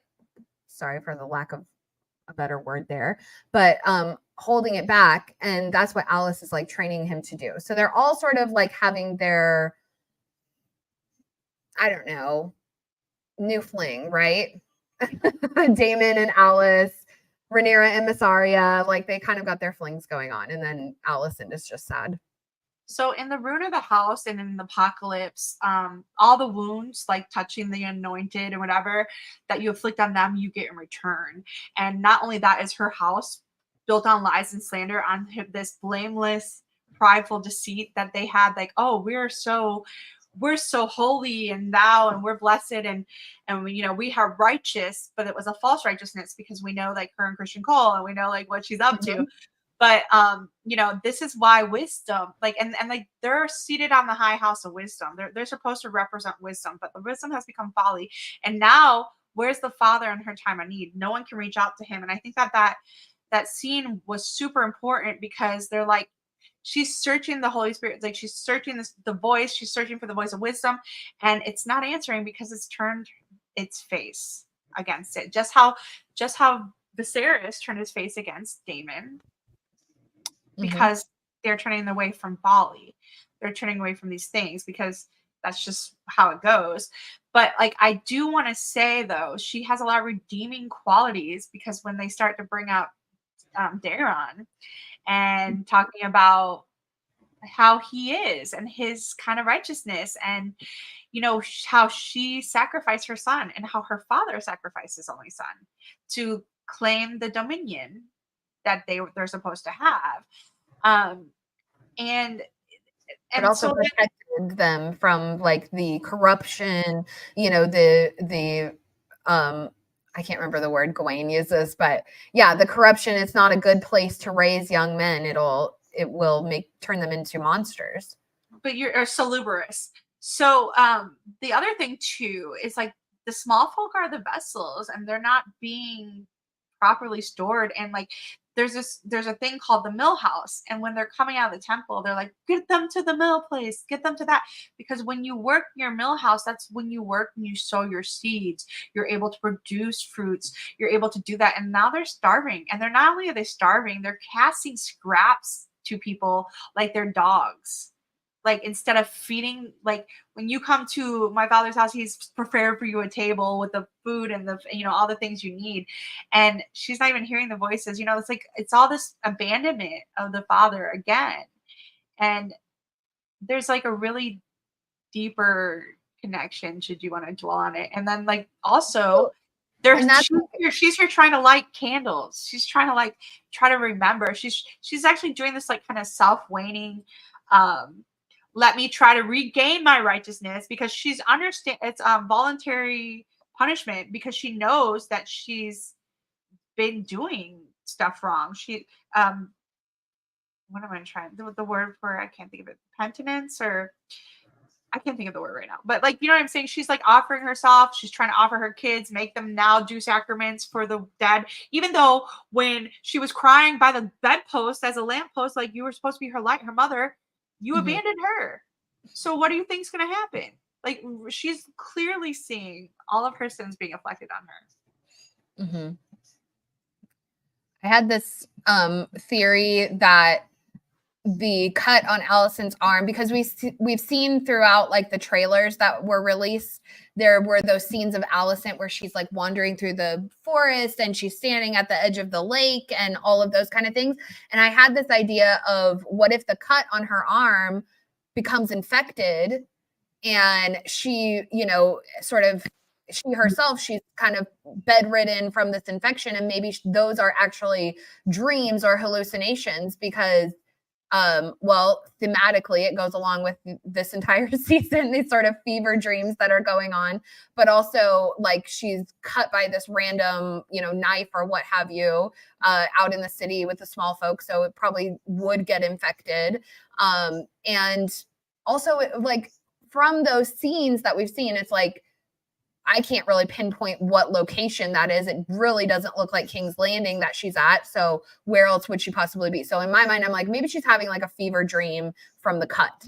So here's the other thing too, is remember, death has the wheels of death. I'm sorry, there's like a whole name for it. I was talking about the chariot of death. anyway, but like that's basically the chariot her and her daughter get in, and like they had this, they go on like this whole thing with that too. So that's like she's in the realms of death, and that's why like you're hearing all the bells, like the bells ringing, and she's not finding atonement. She's not finding her tone. She has no voice now. She's being cut off. She's not being heard. She has no voice of wisdom. She can't hear. Yeah, it's really sad. I'm an Allison stan. I don't know. I like her. Oh, we can't hear you, Amanda. I don't know if you're. It doesn't show that you're muted, but there we go. No, I don't know what's happening. I still can't hear you. Can you hear her? Yeah. Yes. Okay. Oh, I don't know what's happening. Can't hear Amanda. Let me see. Can you hear me now? Yes. Yes. Okay, I switched microphones. I don't know what's going on with my other one. Well, all that I was going to say is I had a hard time seeing what she had on her arm. I actually thought that it might have been that man's blood on her arm. I didn't actually see a cut. And so I thought it was more like blood being on her hands in a sense. But yeah, I never actually saw the cut.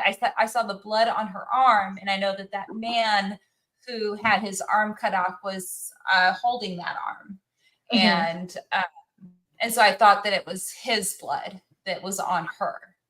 That could be a really good. I think I saw the cut pretty clearly on there because she has like a rip in her clothing as well. But that's still a great like layer to that. That's perfect because, and I mean, who knows? Like, yeah, again, going back to like this infectious idea, maybe she got some of his blood like in her, the blood of the small folk, and maybe who knows what sort of effect that could have on her. Like maybe she'll become a much more, I don't know, dedicated to the people kind of queen, a Marjorie Tyrell. Well, again, she's seeing like the sins of the innocent cutting off their hands, and she's, how is that different than Damon? Like how it's all coming back. So yeah, that is person mentioned on Twitter. What's that? Go ahead. So one person mentioned on Twitter that the guy who got his arm cut off, that might actually be the shepherd. Oh my God. He had one arm. That's great. Yeah. I thought it was just, I thought that they're probably correct in that. I forget who it was on Twitter, but it's making the rounds on Twitter. So you probably see it at some point, but I do think that that's a good possibility. So,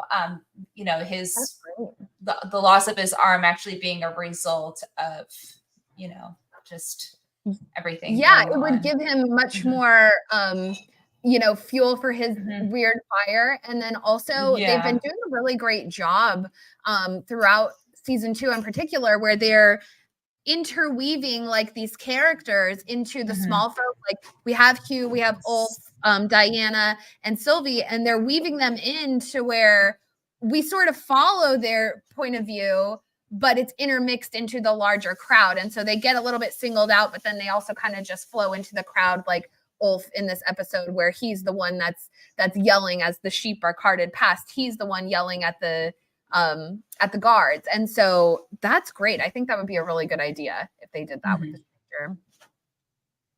Absolutely. And so I have one thing that I absolutely love in the show, and since we're talking about like magic and sorcery and Alice and all that other stuff, so in the Storming of the Dragon Pit, they had noticed something that looked like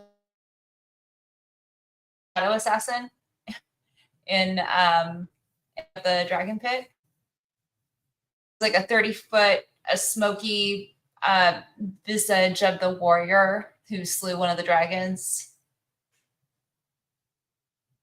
Sorry, I was muted. Yeah. Wait. Yeah. So it sounds a lot like a shadow baby. and maybe it's nothing, but it has always captured my attention. Is this 30-foot shadow baby, shadow assassin that ends up, I believe, saving the shepherd's life in the dragon's pit. In the dragon pit. Let me see if I can find it. I don't know why that's not standing out of my mind, but that's great. Oh, I'm going to find it really quick because there's not a lot of people who would be able to necessarily do something like that, like perform, be able to conjure something. But we do see Alice is pregnant in Fire and Blood as well. Shadow baby. And so that's yes. I love anything, associated with magic. So I kind of I wonder if it couldn't have come from, you said it was 30 feet tall? Yes. So I wonder if it could be, because I have a theory about Dreamfire and like Helena and her spirit sort of warging into Dreamfire's, who is killed in the pit. But she's also a kind of she's not that sorceress-ish though. Maybe it was amplified 30 feet tall because of the dragons and just the magic.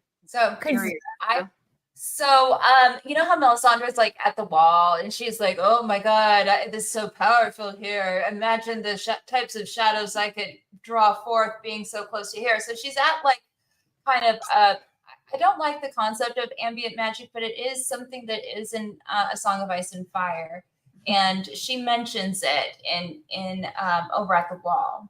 And she specifically mentions that she could possibly make bigger shadow babies, greater shadow babies. So Alice is over at the God's Eye, which is probably another powerful nexus type area, with potentially similar power. Anyway, it says, as others fled, the story went, the one-handed prophet stood fearless and alone against the ravening beast, calling on the seven for succor, till the warrior himself took form, 30 feet tall. In his hand was a black blade made of smoke that turned to steel as he swung it, cleaving the head of Syrax from her body. And so the tale was told, even by Septon Eustace in his account of these dark days. And so the singer sang for many years after. So it sounds a lot like a shadow baby. Just saying. Yeah, I don't know why I did not remember that, but that's how Syrax's slew Plain. Yep. Interesting. Yes. So there's not a lot of people that can do that. Yeah, and we do know that Alice, she can use her magic across great distances, supposedly, that she cursed the one guy to not, what's the circumstances? Nobody can laugh or what have you, and then someone laughs, and so she strangles him from a great distance, or that's what's implied. Probably Larry is her puppet. That would be that. That's why he can't walk straight, because since he was born, he's been damned to be her puppet. Her walking dead, her puppet. And there's also mention of Alice not being able to have kids, or Alice, I believe, if I remember correctly, it was believed that all of her children, she sacrificed them or something like that, that she had. So hold on, let me see if I can find it. Anyway, I will look for it, is what I will do. But I thought that was kind of interesting too, because there's kind of mention of something, on the edges. Yeah. Interesting. I like it. I like it a lot. I love all of Alice's witchy things she does, All right. Well, guys, we should probably start wrapping it up. We've been going for some time. You're making me laugh. full chat. What? Oh, here it is. Okay. Okay, here it is. Though her own children had all been stillborn, the milk that flowed so abundantly from the breasts of Alice Rivers had nourished countless babes born of other women at Harrenhal. Was she in truth a witch who lay with demons, bringing forth dead children as payment for the knowledge they gave her? Was she a simple-minded slattern, as Septon Eustace believed, a wanton who used her poisons and potions to bind men to her body and soul? And that whole binding a man to her body and soul, it sounds a lot like the Tale of the Night's King, and also what Melisandre does. And it's, they're talking about Oliver's stillbirth, so she gets pregnant, but she never actually has the babies, stuff like that. So there's something there. The vessel of the womb is the most powerful vessel. Yeah. And then also the milk and honey thing, there's a few mentions to that as well, and kind of connections throughout lots of history and lore, and also today with getting the honey buns and feeding them and the milk, and like in the realms of Hades, you get fed milk, and yeah, like milk and honey are her words, but like really they're poison to your soul. That's a great point, actually. I like that. The milk and honey and her tongue. Her tongue. Yeah. Her tongue is milk and honey, but for your soul and stuff. And then that's literally what's happening. And what it will be, the thing is death has the power to, death usually comes to kill, but if you, so when Aemond talks to his mom, mother, I want to talk to you. And then she starts talking, but he kills her instantly. You know what I mean? And then I think we're going to see her dying next episode, because we see Alicent in like the white. But death has this power to grant you life. They can excuse you. They can say, oh, you're worthy to have everlasting life. Or they can just kill you and send you back to the fire. You know what I mean? So like she has that power. And I think that's because Daemon is such a fire, she's going to let him live, and then he's going to bring back the souls, hopefully. Mm-hmm. I think I like that idea, because he's luring in Aemond in a sense. And whether or not Alice is like aware of, like, we've seen Daemon say, you don't want to meet Aemond, like he'll basically kill you as soon as say hello, kind of thing. And sorry, my children are running around me being chaotic. But is she there's this question of what Alice's true motivations are. Is she trying to save the realm from Aemond and like his sort of Night King vibe that he carries with his Night association, his Horus association, or is she just trying to get the dragon seed, or does she truly like approve of Rhaenyra as the sovereign? Because we saw in season 1 that Rhaenyra was the white hart, the white stag appeared to her, and that was like her initiation as a sovereignty queen of the land, as approved by the symbol of royalty prior to the dragons, right? So there's I think to her it's all the same, because she works with the power of the blood, and the power of the blood technically anoints all, and she's able to use everyone's blood. And whether it be Rhaenyra or Daemon, it doesn't matter. It's still old bloodline that she's able to work. But I mean, it was interesting that she couldn't work the old, like when she tries to go help the old man, and her powers didn't work on her. But I don't think Alice cares about the bigger dominion, because she runs her own dominion, she doesn't want to get out of the old land. She doesn't want to go to Dragonstone. She just wants to be in her own little house. Like, she's good. She's like that cabin in the woods in a sense. She's like the bosom of Abraham or Sheol, like the house of You know what I mean? Like she doesn't. I don't think it matters. What do you think, Amanda?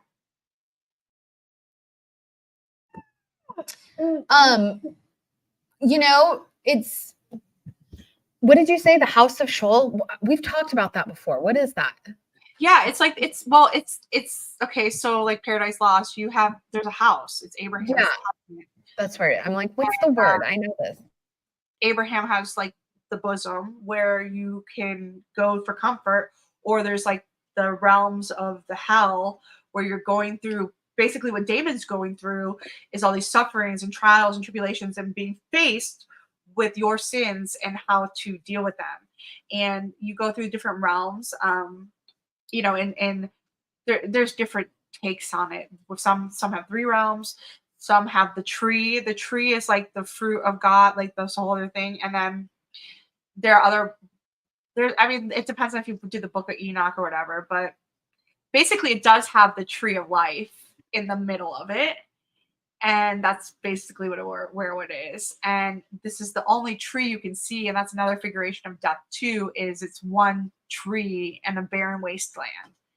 And that's what we're getting in Harrenhal. And obviously Harrenhal, I mean, let's go with the names there. Harrening, the black, you know, it all personifies death. And so death doesn't care about the living. Like, it doesn't want to have the realms of the living. She doesn't care. She's ruling in her realm. Exactly. It's just another sacrifice for the cauldron, baby.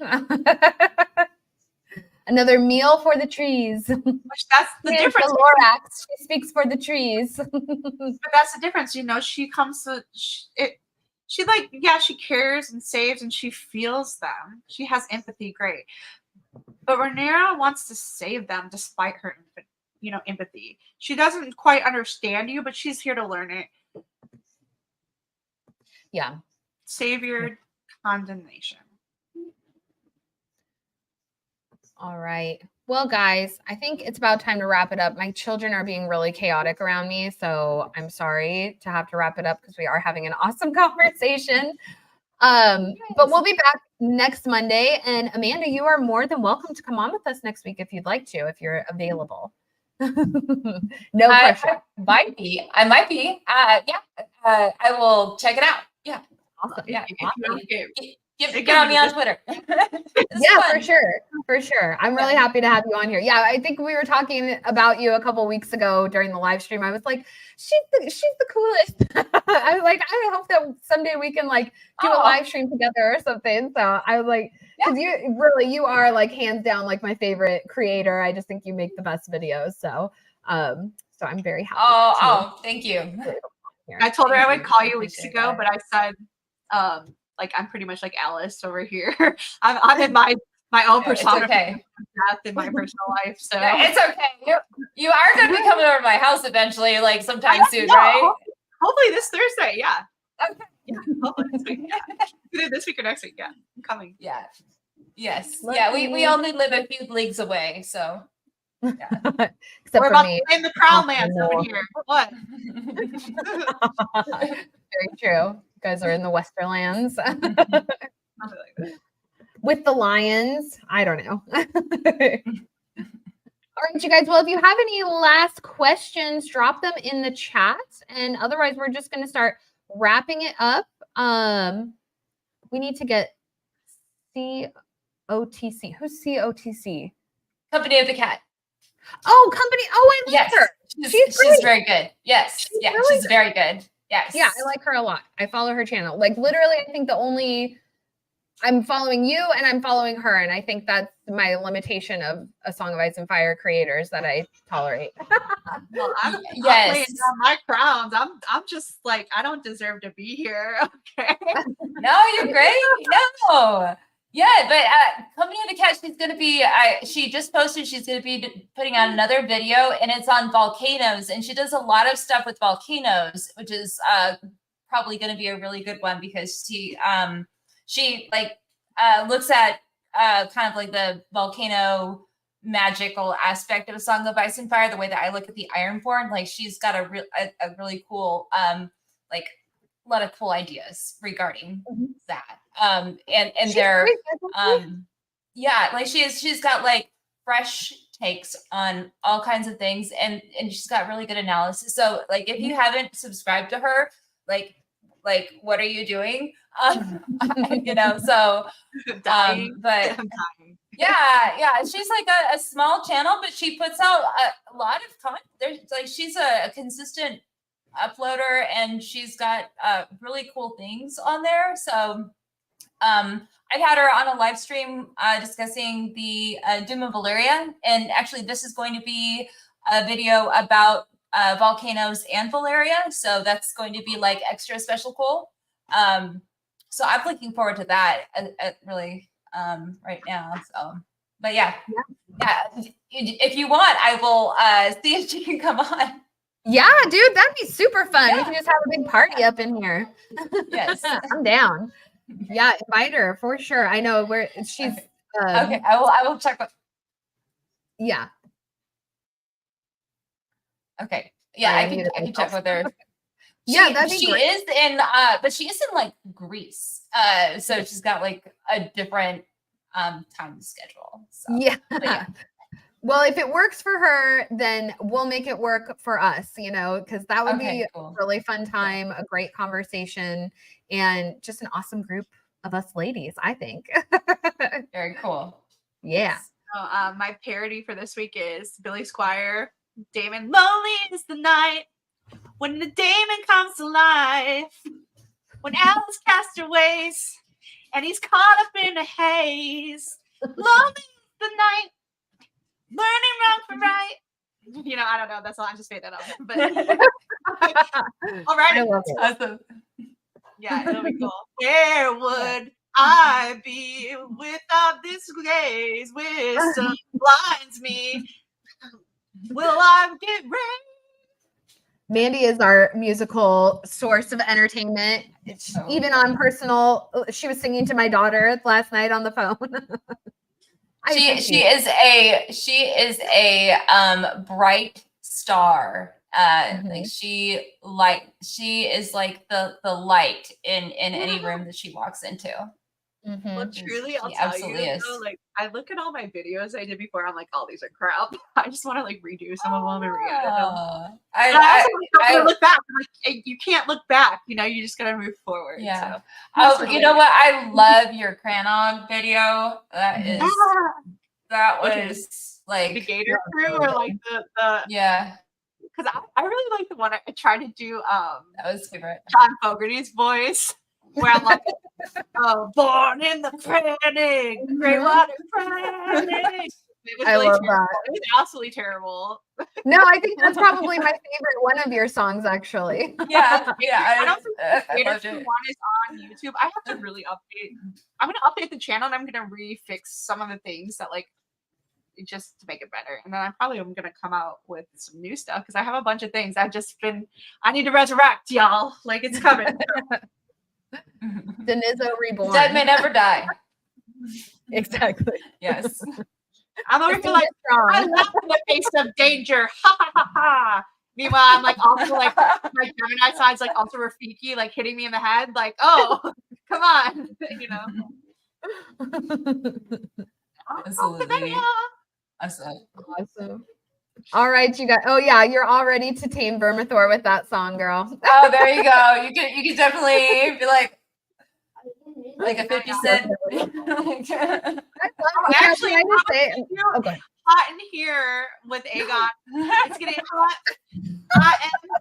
Oh, you like my clothes? It's Velaryons. You know, like, I don't know. It would be funny.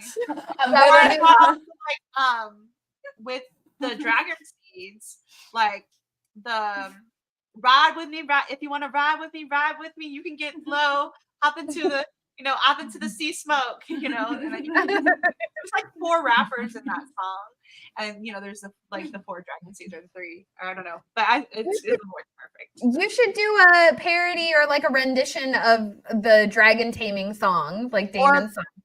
The Meredith Brooks, I'm a witch for Alice. I'm a witch. I'm your mother. Yeah.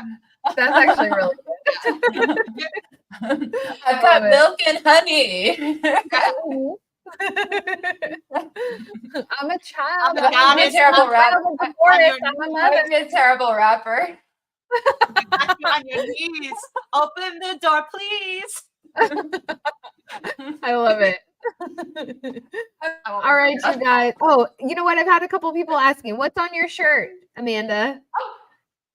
Okay, so this is a you can get this at Sanrixian store. It's Team Rhaenyra. Wait, no, I can't. Oh, I did it awesome. I wrong. Sorry, I was trying to focus on you. Hold on, I messed up. It is Team Rhaenyra. Don't focus too much. I'm not wearing a bra today. So.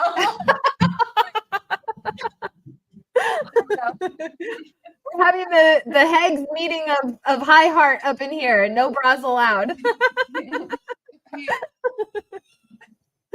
Awesome. All right, you guys. Well, thank you all for being here. And Amanda, thank you for being here. And Mandy, thank you for being here. I appreciate you guys so much. And we will be back next week. Hopefully, well, maybe 2 to 4 of us will be back next week. So thank you guys all for being here. And we will see you then. Jackie out. Much love, bro.